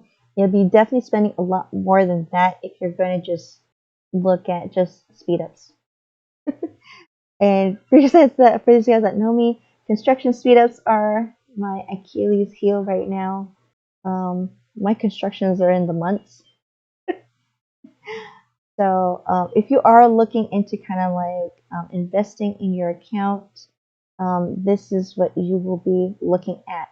For the VIP points, you can purchase these with gold that you do get in game. So not a huge, not a huge thing to look at. What you are kind of looking at is the construction speed ups. You do get a bunch of these on the daily basis, but what you're really looking at, that your gold money, is that golden summoning horn, along with these extra nice little benefits. You do get these nice little benefits for being a subscriber. That sanctum capacity increases to an additional 10%. That soul conversion, when you're using for your construction, that food requirement significantly goes down, along with wood, because food is needed for all those darn troops eating everything at night while you're sleeping. And you get to recover stamina faster, so you're able to get more of those philosopher stones, you're able to get more experience points, you're able to level up your hero faster. And that's at a 5% increase. Another thing that I would purchase is the Alliance Boost. And this boost, why the boost? Why can't? It's $10. You already got me spending $30 over here. The Alliance Boost another $10. So 30 plus 10, $40. Why? Why? Because I could like buy food. Oh no, $25. Oh no! Yes, I 100% feel you on that one. I have done that before where I have purchased the wrong speed up bundle. I get it. If you are looking at purchasing um, that speed up right here in the construction, speed up will give you construction ones and regular speed ups that you can use for your research, your troops, whatever you may need. That is a really nice one to kind of look at. For events, sometimes they will have the Conquerors bundle, which will have the resources available and training speed ups, and sometimes in other events they will have they'll also have construction one as well. But this one you'll have your training speed ups plus your resources available. But yeah, so that Alliance boost is good for 30 days. So at $10 across 30 days, quarters at this point. So you're technically only spending not $1.30. You're spending like $1.30 for this, and this is a boost for you'll get this nice Alliance merit. You'll get 100,000 right here, and this boost is good for 30 days. So up here in your Alliance store, where I wish I had that much. That Alliance boost is where you can get these exclusives specifically for you. These have relatively remained constant. They have remained pretty constant, honestly. If you do need that Peace Shield, will always be on sale for you, instead of having to kind of wait to see if they kind of rotate it out into it. It is always 90% if you do wait, but up here it will always be 70% off for you to purchase. I'm at the point in my game where I'm just purchasing those dragon crystals. Buying stamina, yes, you can purchase stamina, especially for those certain events where they're asking you to, like during the KVK, during that gold event, they're like, oh, take out some new monsters and kill some new barbarian camps, but you can only get that first tier of rewards. You're like, oh, I don't get it. Like, how the heck am I supposed to do this? If you go into the purchases, sometimes for other people it's in growth. I've seen some people see it in growth. See, for this Lord Development Package, down here at the bottom, you can get that stamina right there. You can get 4 of them for $20. And then you get that nice EXP for your Lord to get some more of those points to divvy up. So if you go towards the most expensive bundle, they do not have they don't have that stamina. So definitely look at them. Definitely read through them. So that $20 package has that stamina there, and that stamina is 50 stam there. So you get like 200 stamina right there. And you can purchase this one time. But if you go down one for $10, you get 6. You get 6 10 stam. So you get 60. So that's 260 stamina right there. Again, you can only purchase that one time. So just make sure you're paying attention. In that 10 stamina 3 times, an additional 30. So you get, not too bad. And then plus, all the Lord EXP is what is available. The real nice one about buying these packages is that gold. That gold that you get with each package purchase. Because just trying to buy gold outright for not even $1,000, it's $5. So and then for those of you guys that are looking at like getting, you get like 2,000 gold, for spending $20. Like the $20 will get you a little bit more gold, but that is literally the only thing you will get is the gold. So you're kind of compensating just a touch of gold with all these nice little resources, speed ups, stamina, what have you. So that's a nice thing about it. So personally, I would just buy a bunch of packages if I had to buy packages. But yeah, that is where the investment goes into. For those guys that are kind of like looking like, I don't really want to, I don't really want to spend all that money for a game that relies on real time. And I think last time I streamed with you guys, I told you don't cheat. Don't cheat. Don't do it. And for those guys that are wondering, what do you mean cheating? What do you mean? So if I were to increase my clock 7 hours ahead, I'm like, oh, I'm just gonna pretend to fly to Beijing. They're 15 hours ahead.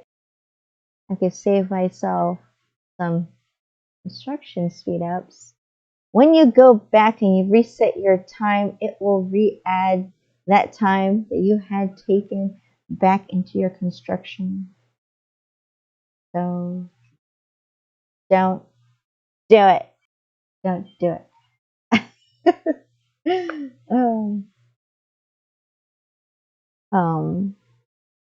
Definitely don't want to be out there cheating. I'm trying to get my maximum alliance points because we haven't built too much lately. Okay.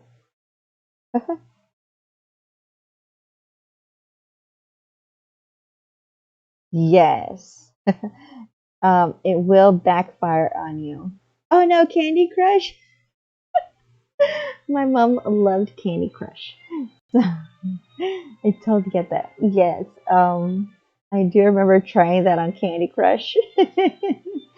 And I paid a nice penalty for it. I think I just got impatient and I just kept, I was like, oh, whatever. So I kept going forward and forward and forward and forward in time. And then I forgot what my new time frame was. And I had reset my time back to what it actually is. And I ended up with like years added into my weight. So I was like, oh, looks like I'm done. Looks like I'm done with that one. Pretty bad actually. Kind of sucks, but yeah. Seriously, it was like, oh, uninstall. Like, oh, I guess I'm not gonna play that for quite a while. It's okay if I ever feel like that kick on getting back on that game. They do have it available at Dave and Buster's. It's okay. It's cool. It's all right. All right. I just wanted to open up a couple chests, get rid of those. I wonder if I can progress forward. I still have to wait 3 hours and 40 minutes. Nightmare is once again visiting me in the Royal Arena and is stopping me from progressing. So let's see who wanted to come visit me this time. Okay.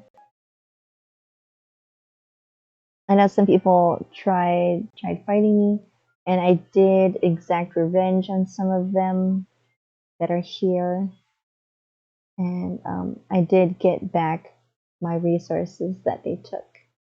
So, but some of them I know I'm just gonna end up failing it, but it never hurts to try. It never hurts. Yeah, I know some people kind of get a little frustrated. They're like, "Oh my god!" Like he's trying to fight me multiple times. Barca's trying to get me back. Um, they're all like, "What? Why can she suddenly beat me? That doesn't make sense." Um, but yeah, so I know he's always gonna beat me. That's not a big deal. Maximum stronghold level is capped at 45. Let's see if you go down here. This awkward little tower here off on the corner that doesn't look all too interesting is your leaderboard. You scroll down to a stronghold level. It's me and Eugene that's up here. Yeah, me and Eugene are the level 40s for our kingdom. But if you look here at all kingdoms, here you kind of scroll all the way across. Hello, pretty lady. It is, if this game will load, is 45. So that is currently the max. But these guys have, are much, much, much older kingdoms than I am. So when Solar Kingdom um, first launched, these guys were one of the first players on there. This one, 24. Kind of a bit of wallet warrior there. But yeah. So you're kind of actually able to kind of check it out. So KVG has been a 45 for a while.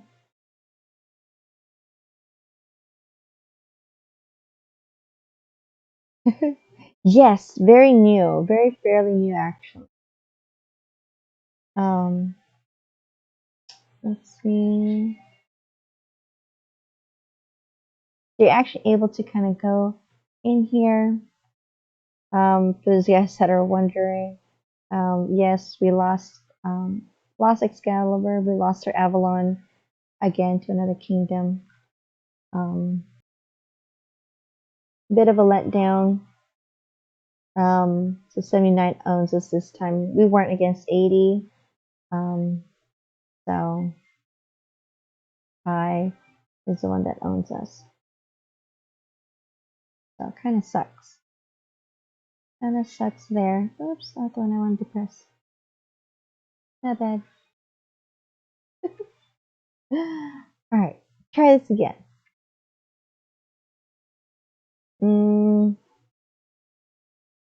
Going here into world map.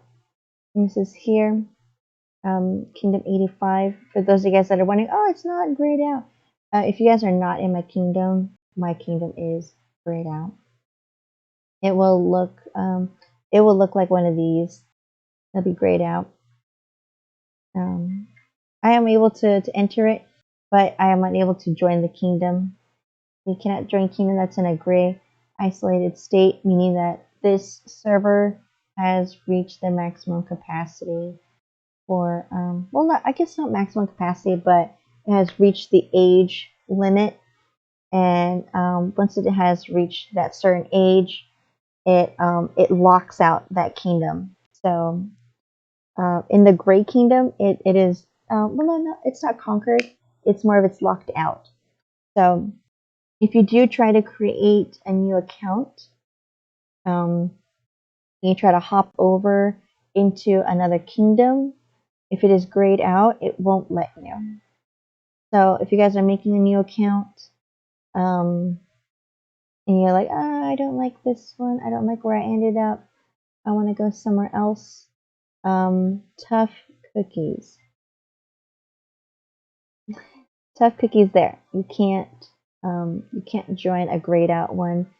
So if it is grayed out, whoever is there in your kingdom, those are your kingdom players. So an interesting tactic is when people will make new accounts, new farm accounts, and they will try to join different alliances. But if you look and your kingdom is grayed out, you don't have new players. Whoever is the players there, that is who you have.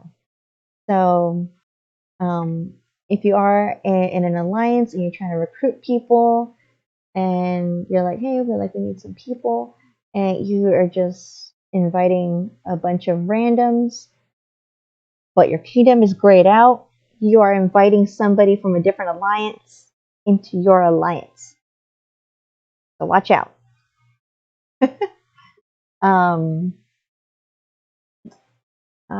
But you are able to, if you do want like a friend or a neighbor to kind of join your kingdom, just make them an account from your personal device where your main account is.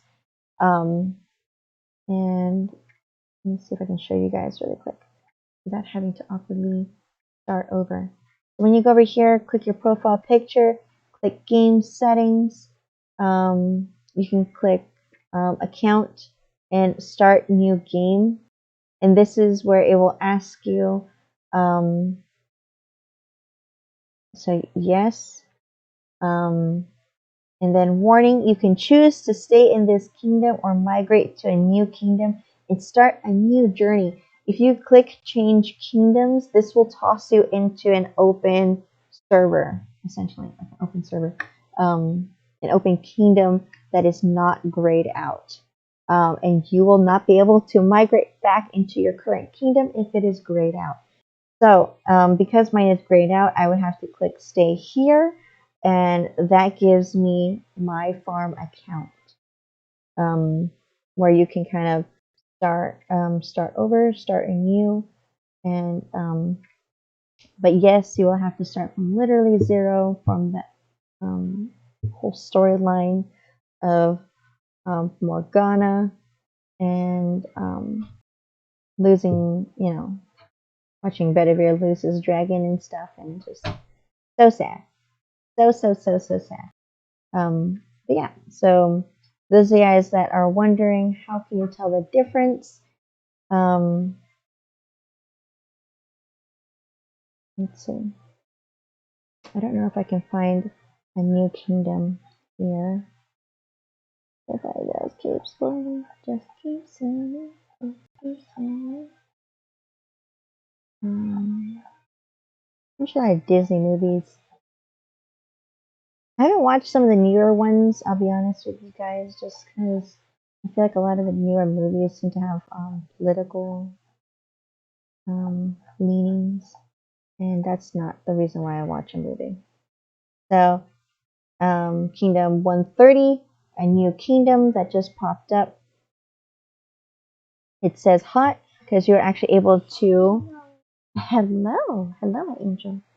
So, surprise visit from Jonathan. This is the original J in the game. For those of you guys that are wondering how come I'm referred to as J in my kingdom, my in-game name was Jonathan, and I only started playing this game because of my son.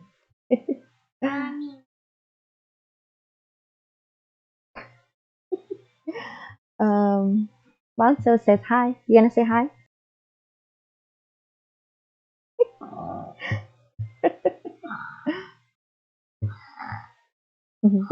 You're gonna say hi to Flea. Say hi, Flea. He is a little shy, yeah. Mommy, what is that guy? That little guy, that's a goblin. What's a goblin? Goblin are bad guys. Well, they're not necessarily bad guys. Yeah, no, he is. I feel like the first couple seconds, like, who are you? But yeah. Honestly, I have not looked at the goblin artwork in quite a while. And it kind of is a little reminiscent of Goblin Slayer. Am I right? Am I right? Like, does it look like those little awkward things from Goblin Slayer? For those of you guys that have not watched. My son is into magic tricks lately, so. You need to fry with them? Shh, no, go put that away. Yeah, lose the pieces. Jeez.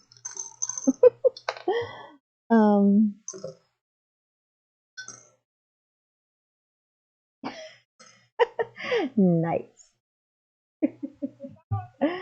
No, I feel like the goblin in the game looks like the goblin from Goblin Slayer. Like the artwork is looks rather similar.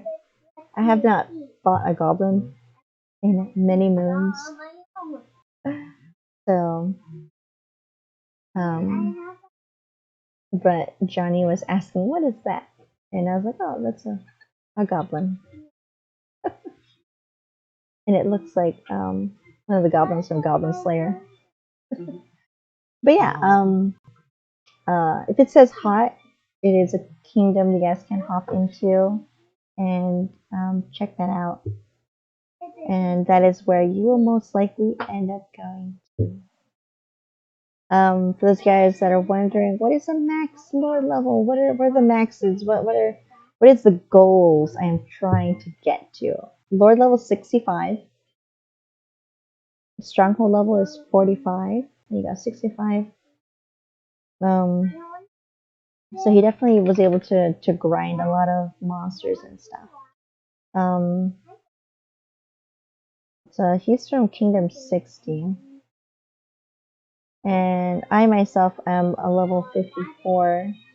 So I have 11 more levels to go, but it is slow going. Yeah. I hope I was able to kind of like give you guys a little bit of an insight into the do's and don'ts in the game, things to purchase and not purchase. So those guys that watched the beginning of my stream, you guys are watching the honor pass. I did open up all of those chests and stuff, and I was able to kind of give you guys a breakdown of what I was able to get. I did get those 2 hero weapons, so pretty worth it monetary wise. So thank you admins for the opportunity for me to open up that to show you guys. Although I was not guaranteed a weapon, did give me the opportunity to get those for you guys. For those of you guys that are wondering, how do I get that without having to just get one outright? You do have to eventually get a previous tier weapon, and level them up. So quite tedious. Which reminds me, I did get a bunch of these things that I can transform and get more tiers of ascension. I don't need them. Unfortunately, unlike the gemstones, I can't just click all of them and get rid of all of them in one go. It's going to unfortunately make me do them one at a time. So, I feel like it kind of just fills my inventory. And for those of you guys that know me, I like having a clean inventory. I like, to kind of just look to see, what I have at a quick glance, and that is kind of impossible at the moment.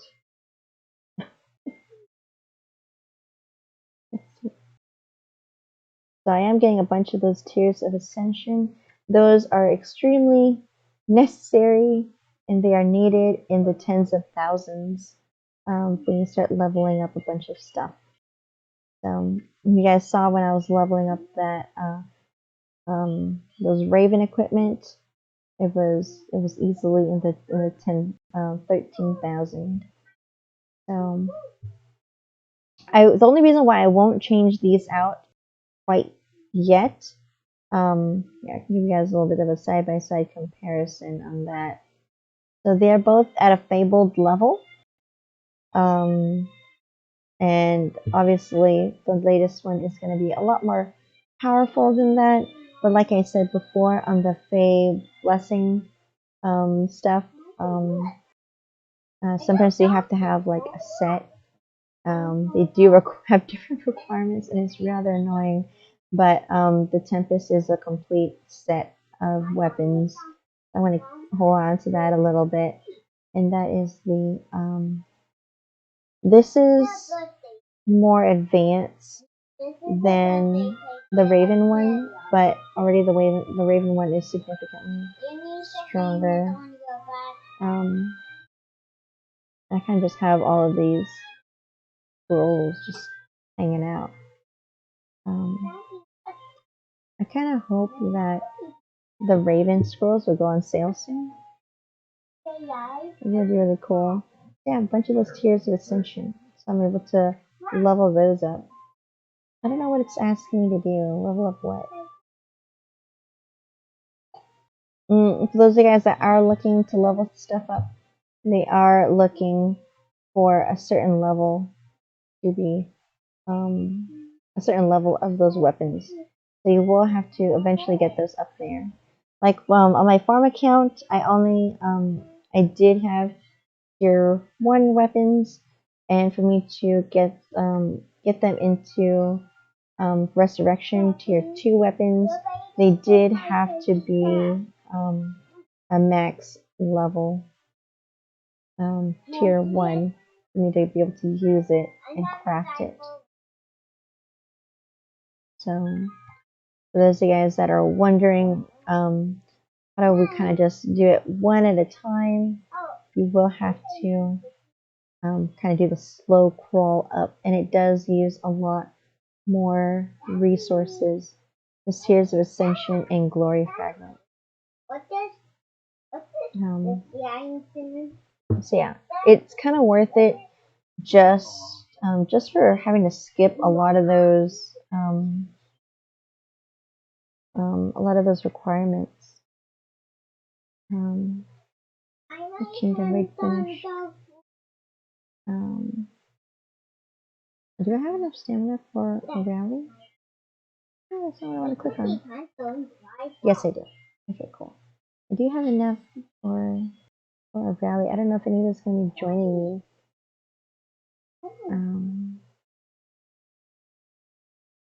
There we go.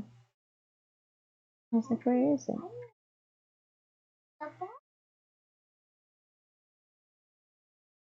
Okay. For those of you guys that are wondering how come I just always just scroll to the bottom and just click the strongest thing on there. That is because it is better guaranteed drops and more resources, and I need lots of them. So I'm just gonna hold on. Do I need another one? What do I need for my quest? Okay, I need one more barbarian camp. Yes.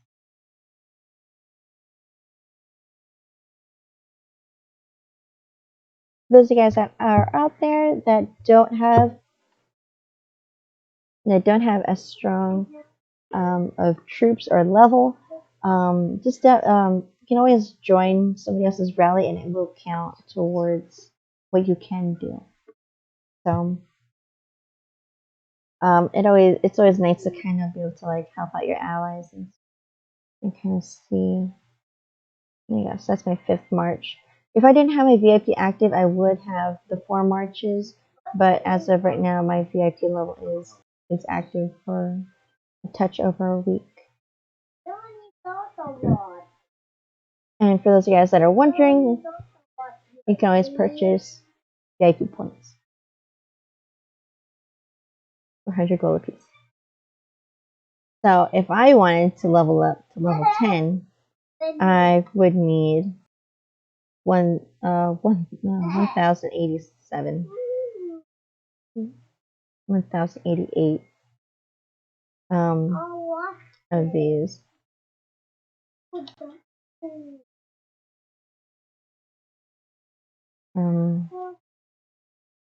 So yeah, that is how much I'm able to actually purchase as of right now, and I am not going to be doing that.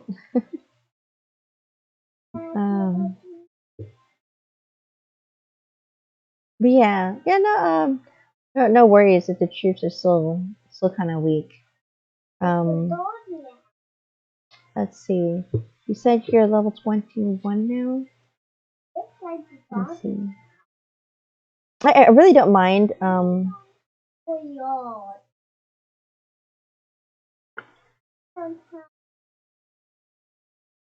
Sorry. Okay. Respawn. Really quick. You said you are level 21. So you guys just click on info. You guys can kind of look to see what you guys have to look forward. So definitely want to get to level 22 and get that Sovereign Swordsman. If you're able to. Usually, if you're going to be going up in stronghold levels, they usually want your wall to be upgraded, and then something else. But it's usually always wall that goes up. Sometimes they want like your barracks, or they want your embassy or Hall of War.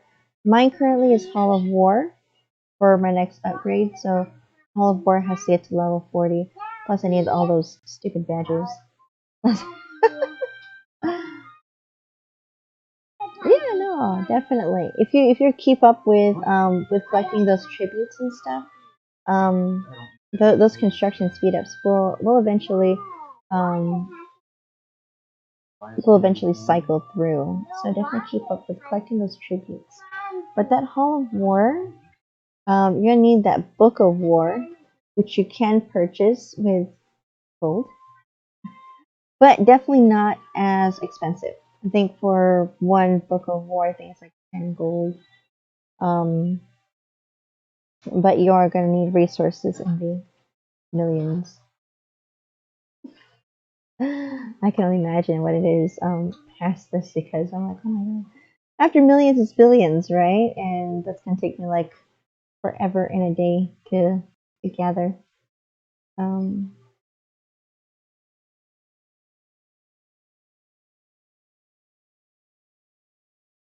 I'll respond to that in a little bit. Let me just check on my little farm account really quick. Make sure my little one is doing okay. I was able to get my little farm account to level 19. I'm so proud of myself. This is my completely free account that I'm trying to build up for you guys to kind of show you guys how far I can get without spending any money whatsoever. Have my happy people happy too. But yeah. So honestly, not too bad. I have lost quite a few battles, but those are battles lost to myself. Tax loss, I'm not sure what that is. Curious that I have 3 on this. But yeah, for the losses, that was me. I kind of flubbed up on that one, and I didn't send my troops out um, before before having my main account attack it. So oopsies on that one. But oops, sorry.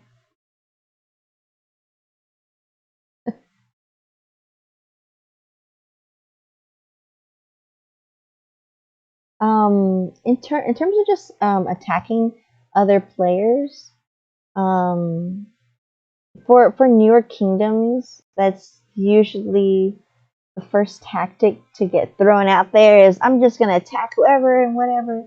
But there are a lot of backlash that come with it, especially if the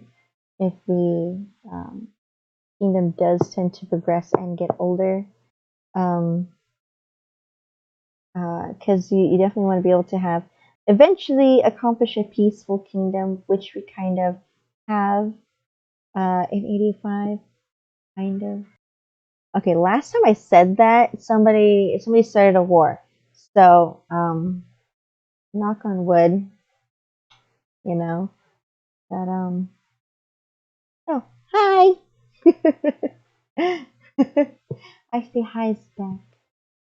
Oh no, you um for in terms of just constantly getting attacked, right? I have no clue where that three um where the three is coming from. Those awkward wins, but I mean it's a win. Like why not? Um, probably somebody just wanted to I don't know test out their skill and just attack you and we lost. But I mean personally, me I don't pay attention to any of that. Um, just because you'll always have somebody way stronger than you that's just gonna kick your butt. You kind of watch my language. Last time I did the stream, I was kind of tired, and let me see if I can pull that up for you guys. There you go. So this is my combat stats. Don't pay too much to it. But for battles one, I just attack like a bunch of like smaller strongholds. If you are wanting to attack different strongholds in different I don't know things out there to kind of test your strength against, I would definitely pick at least for us peaceful kingdoms. Not gonna wood. Um, hit dead alliances and hit those like castles that are kind of just floating out there. Those random castles out there. Um, yeah. So if somebody is in an alliance, definitely don't attack them. Um, unless you know it's a dead alliance, and you kind of know a dead alliance when there's just zero growth, or there's one R5 in and then everybody else is like an R1. That's kind of how you know that it's either a dead alliance or it is somebody's farm alliance. There isn't too much growth there. So by all means, like if I go to like during the gold event, if I were to go and attack a different kingdom, I go and attack the dead alliances because the stronger players aren't going to care for for a dead alliance, and they won't just come after you. Hold on, let me see if I can point one out. So the last time we did a KVK, I went to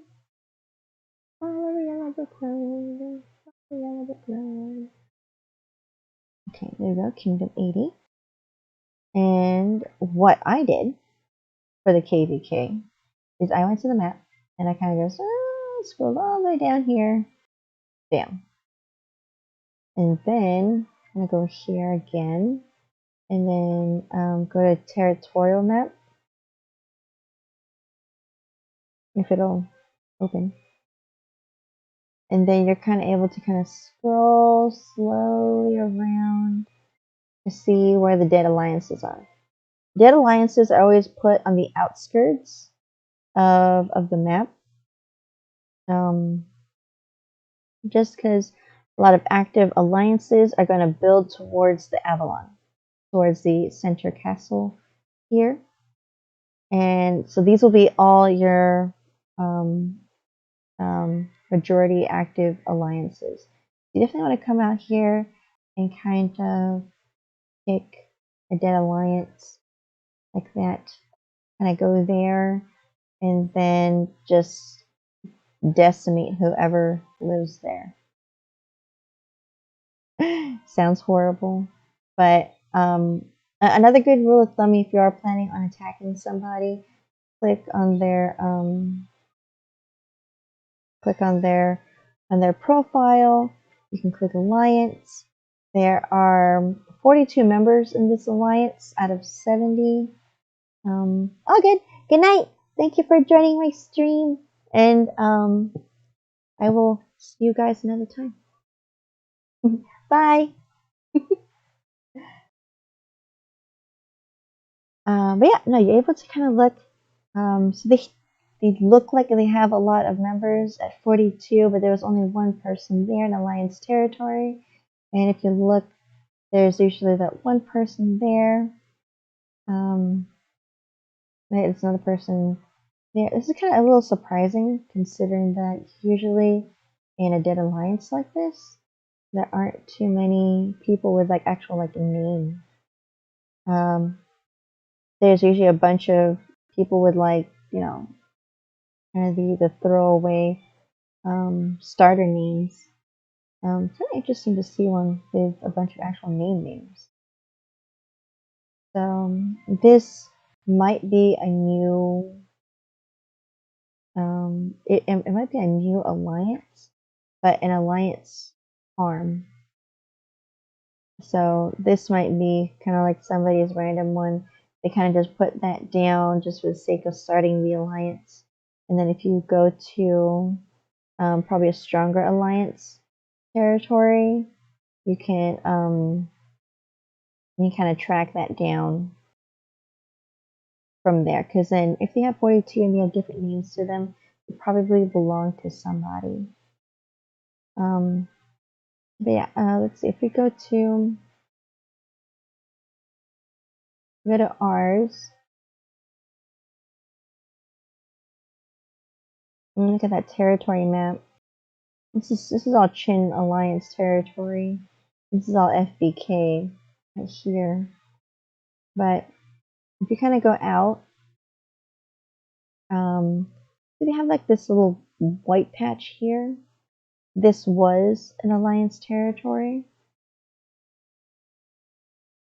So 3VL was absorbed into other alliances. They kind of left and stuff, and they left behind their territory. So they do only have a couple of towers out there. If I'm not mistaken, this is the last member of the alliance. Oh, I probably got a couple of dead members there, but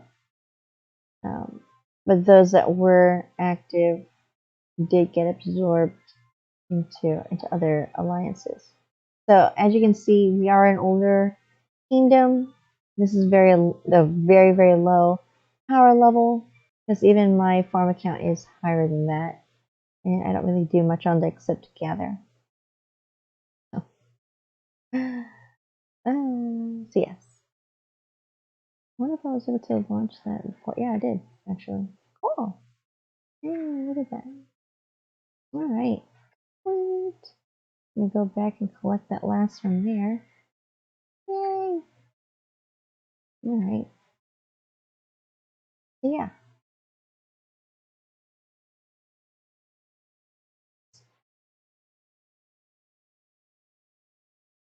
Pretty cool stuff, actually.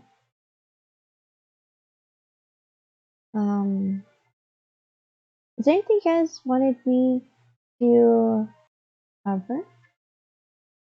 Just trying to clear out my inventory a little bit. I don't like having too many things in my inventory. Kind of annoying. Yeah. I do have quite a few of those speed ups right there. A construction speed up here. Troop training right here. I use a lot during the gold event. Trying to get a bunch of like tier 12. This is all the healing ones that I've used during the Nether War. For those of you guys in a Chinese alliance, they'll call it the Void. And this is my research one, which I did use a lot during that gold event. That's why those are kind of low there. It's okay though. It's okay. We'll eventually gather more of those, especially if you keep up with like collecting that tribute, collecting that daily freebie and stuff like that. If you guys do have that subscribe, that alliance boost and stuff. I wish I could win something. It's just not the case really. Kind of contemplate on what I should buy. Like I want to buy more EXP, but it would be nice to get more fragments, but I can only purchase 9. So kind of a bummer. For me personally, it's just gonna be more cost effective for me to just buy hero EXP, dump it on an appointed hero, and kind of just it is what it is. There you go. That's 44 now. Okay. And then that gets me my power boost, and let's see if I can show you guys really quick.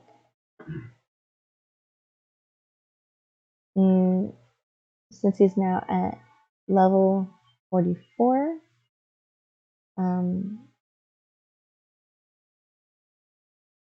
yeah, I'll give you a little bit of a breakdown. This is for his star levels. Do that boost. That boost there. If you guys haven't done so yet, and you guys unlock new heroes, click on their story. Go click on that story, because up here in that top right corner will be a little gift for just unlocking a new hero. If you haven't done so yet, that's another little a little tip, a little freebie that they give you for unlocking somebody new. If you do have a new hero unlocked, click on their story. They're pretty cool, honestly. I have read through a majority of my heroes, and they will have for newer heroes, they will have a little gift chest here in the corner. So you can always click on that, and sometimes we just see, look right here. There we go. You have to get that hero to claim that little chest there. But yeah, so when you unlock new heroes, you can get a little gimme. I don't know if I really want to have her yet. I mean, it'd be nice to just have all the heroes unlocked, but it's not a huge thing that I want to push for. So what I'm looking for in terms of which heroes to appoint, which ones to level up, I always look at their unique skill, because this is what is activated when when you have them appointed. And then these base effects are when you launch your hero with your troop. And you're able to kind of look at what does it look like if they are at their maximum strength, like all their skills are maxed out, their level is maxed out, their stars are maxed out. What does it look like? So for her, Bowman will be 725 for their base attack damage. And because she's a freedom hero, lowers your enemy defense by 300 for 3 rounds when she's paired up with another freedom hero. This effect does not stack, meaning that if you have somebody of the same kind of skill, the same ability, it won't be an additional like on top of that.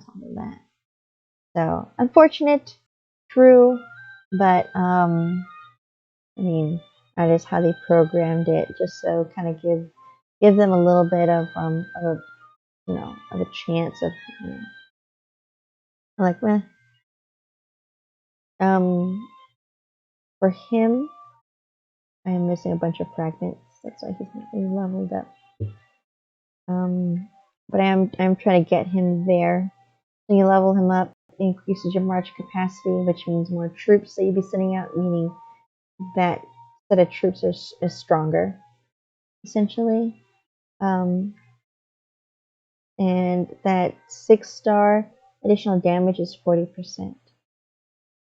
So you do have to read some of them because this one, additional damage increased by base attack.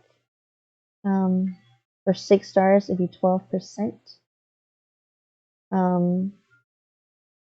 Full 30% when he is at 6 stars. So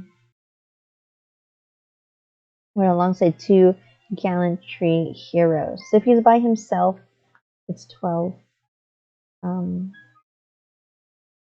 And if he's with another gallantry, meaning this little thing, little flame thing, get them all paired up together, it will activate that extra skill there. So you'll have to just kind of read them because they do change in terms of description. But yeah, if you guys are just starting out, I would definitely get some good base heroes to kind of have somebody that you can rely on. Sable, the reason why I haven't broken down her fragments is watch out. She's good for construction, territory construction. So if you guys watch me a few times, and I do send a hero out there to build a territory tower, I do click on her and send her out there. She does have that little boost, and it will say best. It'll give you a nice little recommendation, like, hey, this is the best hero to do this action with. So yeah, and then for the other heroes, Sir Tor, he's one that breaks down enemy towers. So if you're taking over other alliance towers, you'll want to send him out. In my farm account, I do have him. I'm trying to get him leveled up, so my farm account can be, not just a farm account for me, but an asset to our alliance. So not too bad. For that, and I just don't have him level up because it's not a huge thing for me. For Sir Lamorak, she is good for the for breaking down the wall defense. So I mean, if you guys are trying to kind of get rid of a dead account in your alliance, he's one that you want to kind of send out each time it breaks down their defense. And so I can do a quick scout really quick.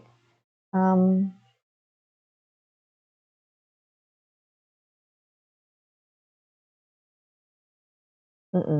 That didn't sound.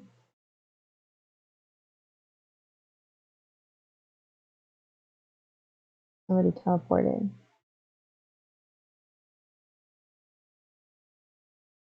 Someone just teleported in. Sure. Oh, thank you.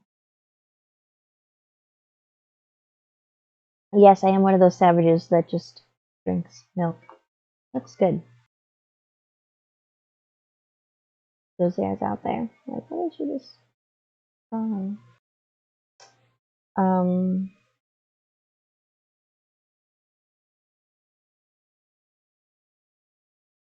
Interesting. Alright, let me see if I just find somebody to just scout out really quick.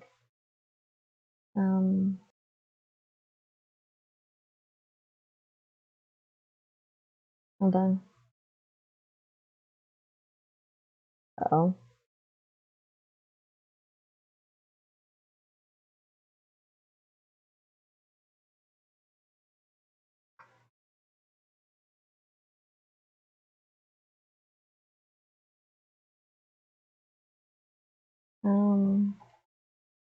What do you need help with? Okay. Glory tournament stuff. Okay.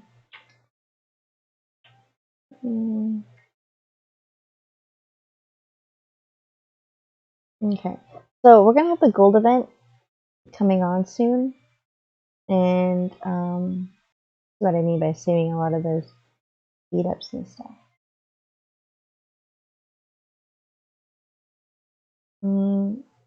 Excalibur, we already did get conquered, so not too. Yeah, kind of unfortunate.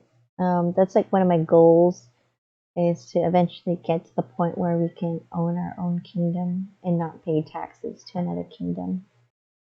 But it looks like 79 owns 2. Oh man, I wish.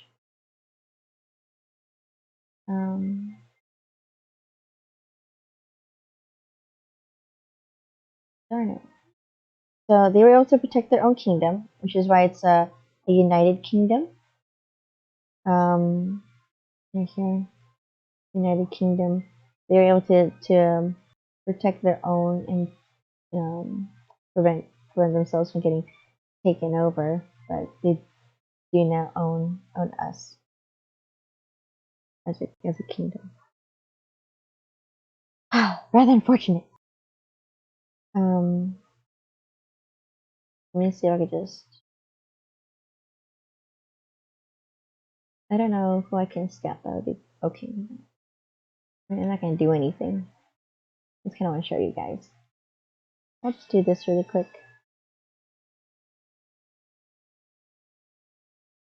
All right. Let's see. So I'm gonna be listed here in war. That scout report.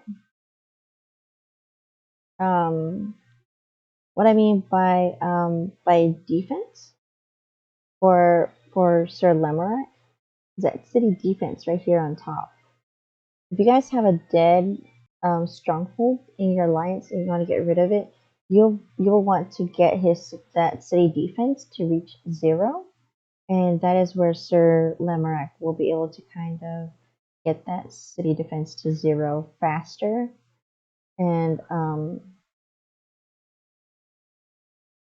yeah, so and when that city defense does reach 0, that stronghold will just automatically teleport out.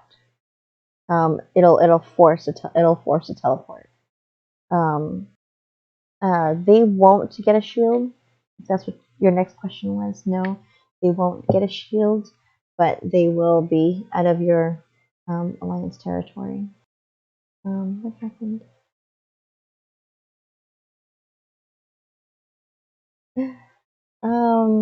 Those guys that are out there, shoot.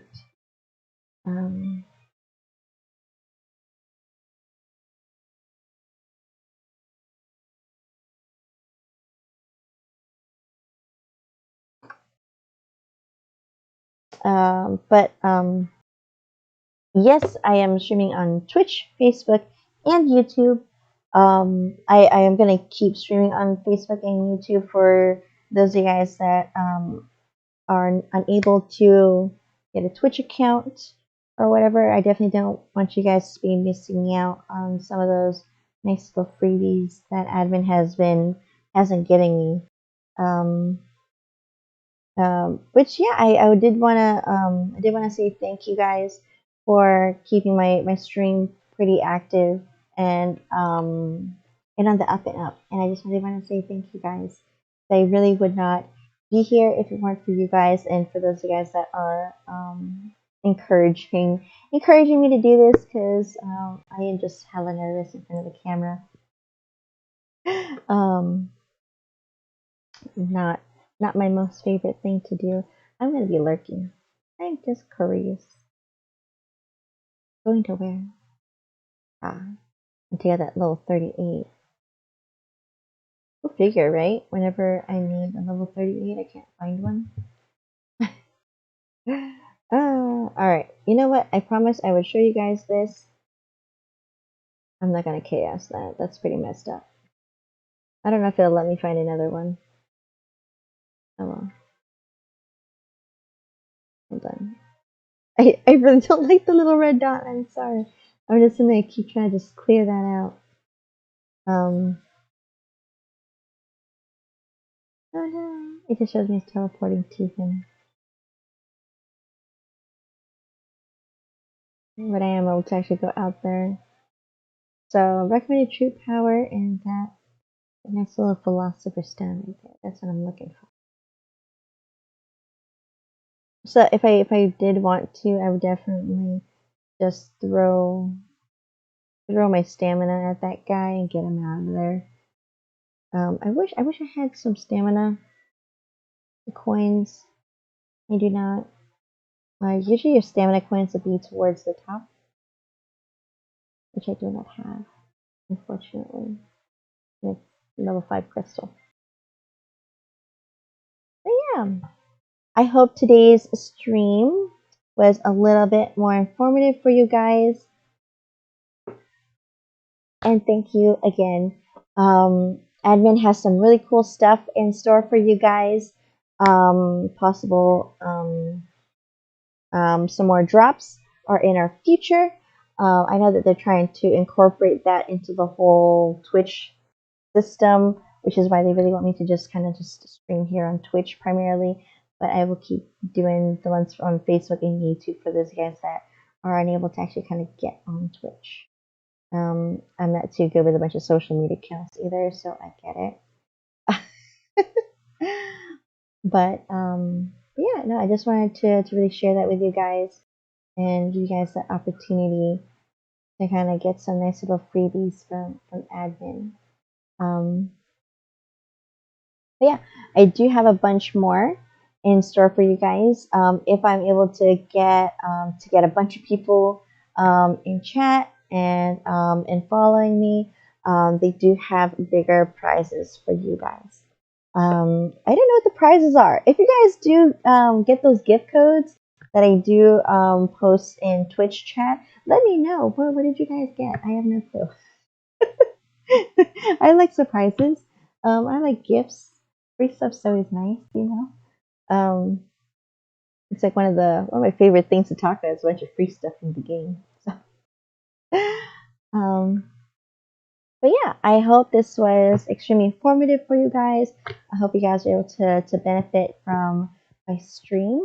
I know it's been a little bit hectic lately, but I will be returning to you guys on a regular basis next week. Next week, Monday, Tuesday, Thursdays, and Fridays. I will try to be streaming with you guys at my prior schedule is kind of just all kinds of crazy for the last few weeks.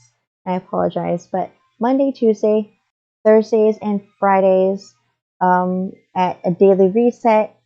And I'll be streaming for about 2 hours. So if you guys missed it in the beginning, I usually do a quick little comprehensive review of what I've done throughout the day, towards the end of my videos, so that way you guys can kind of like, oh, what did you do? I don't get it.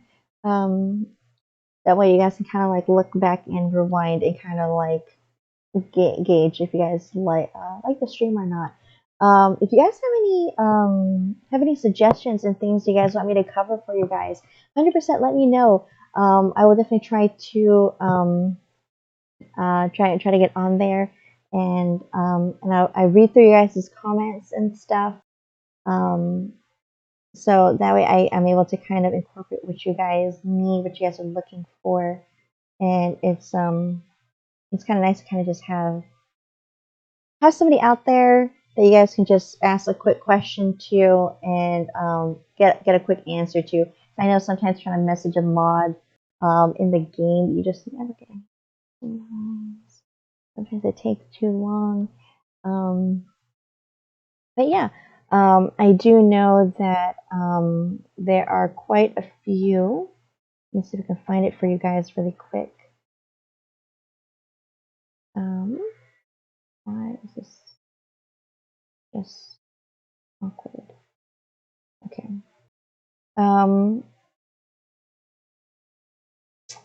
Let me see. Where is it?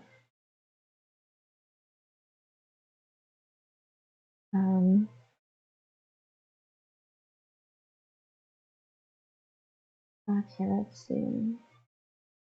For those of you guys that don't know, there are a bunch of events going on right now in terms of the King of Avalon Facebook. There is a King of Avalon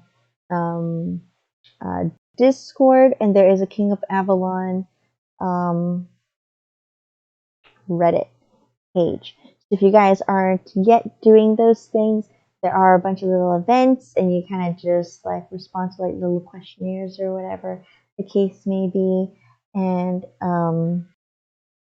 admin will shoot you a quick message and send you guys some really cool little freebie type of stuff. I have participated in a couple of those events. I've participated in the Reddit one, and was able to get some really cool prizes from that, along with the Facebook one. So it's really fun. And you get to meet a bunch of people from like other kingdoms and kind of get their perspective on stuff. The King of Avalon Discord has a lot of really good information on there. Admin has been posting a lot of good. Oh my gosh, has been posting like a lot of really good information, and let me see if I can. They do post like a brief description of what different updates and stuff are going on in King of Avalon, just to kind of give you guys a little bit more of a comprehensive look and see what is what you guys have to look forward to. It's also a nice place where you can ask questions and stuff and kind of get a little bit of help. There is kind of like a little King of Avalon like help section there. There's also like an international tab, little international room there for it. A lot of the videos that a lot of awesome like creators post are going to be on there. There is also Ask a Mod, so if you aren't able to reach a mod in your kingdom, you guys are able to get a moderator's help through Discord.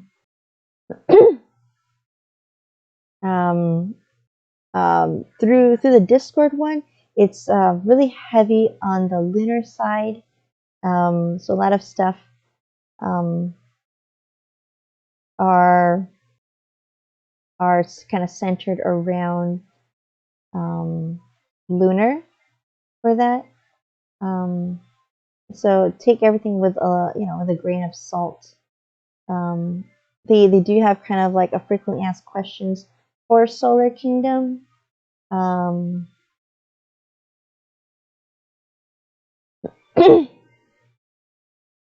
So yeah, they do give quite a bit of good good advice on there as well. Sorry, I think it's just right today.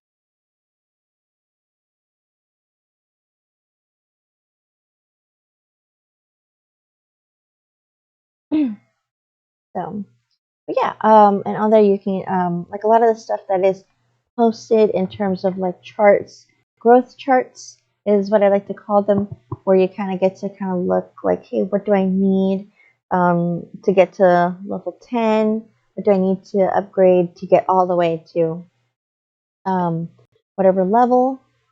Some people in the KOA groups will post kind of post their little research studies and stuff, and it's pretty interesting. You kind of can check that out. A lot of them, like I said, again, a lot of it is Lunar Kingdom based. Um, so definitely can go check that out. Um, I feel like one of the best parts about King of Avalon is that you do get to meet a lot of really cool people from around the world, and you're able to kind of get like a little bit of like that insight and stuff. And I do know some people in my kingdom, they're actually learning Spanish from one of the peoples that they've met in our kingdom, and they kind of practice back and forth um, for Spanish and stuff, and she's like kind of able to kind of give a little bit of that little flavor to the kingdom, and it's not just all about war and attacking and stuff, but it's about community. Um, but yeah, so I hope today's stream was a little bit more informative for you guys. I do plan on showing you guys more of that KVK, or that gold event, I should say. And usually that first event is usually gathering resources. So if you're able to um, kind of time it just right, you're actually able to kind of get a jump start on these things.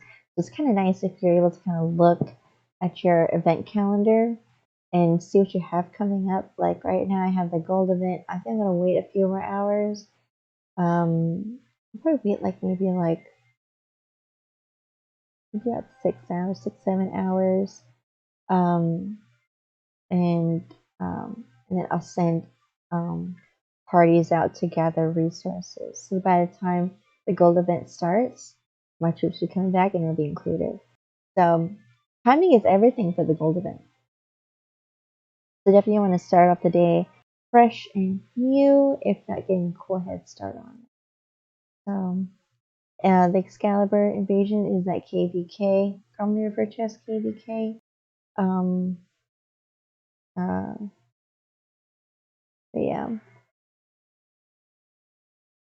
I don't consider it a KVK just because they're only attacking the castle and towers, and like you're not like attacking like people in the kingdom. So that Excalibur invasion, a lot of people do refer to the golden Excalibur as a KVK. I don't, and the gold event, um, I consider a KVK. Kingdom Raid, just taking everything that you can, really. Um, yeah, that Royal Arena, another cool way of getting freebies and resources and stuff. And that Portal Challenge, just donate stuff to them. Okay, I think I need to collect more, do more for my dailies. I could probably get it, but it's okay, it's cool. But I will be returning to my regularly scheduled broadcasting Monday, Tuesday, Thursday, and Friday from Reset for 2 hours. So yeah, so I'm not sure what that means for some of you guys. So everybody's kind of like everywhere for this game. Yeah, I really appreciate it. If you can like, follow, and subscribe to my socials down below. Down there, down there in the corner, down there. Kind of give me that, um, uh, give me that boost, and I can always pass on that love from admin. So for every new follower and people that chat on my Twitch and stuff, is just additional freebies for you guys. If you guys do send me a message like, "Hey, this is what I got," I'm like, "Oh, cool." I definitely want to make sure that that those gift codes work for you guys. For those of you guys that were extremely patient um, with me for tonight, I want to say thank you so much. I appreciate all of you guys for following me, um, or even just watching in general. It's cool stuff. I don't know if you can. I can't. He's kind of blurred out in the background there. Yes, I can't. That's my brown loaf. But yeah. I hope you guys. I hope to see you guys later on. I believe I'll be streaming later on today. Um, we will see. Um, we'll see how that goes, and I will get to you guys on a better schedule, and I will post that schedule on Twitch, so you guys are able to kind of catch that a little bit more on the regular. Um, if it doesn't work for some of you guys, definitely let me know. I will definitely try to accommodate people as much as possible. Just like kind of like what I do with the Facebook and YouTube thing. I try to accommodate as many people as I can, um, regardless of the situation. Um, but yeah, thank you so much, and I will see you guys later.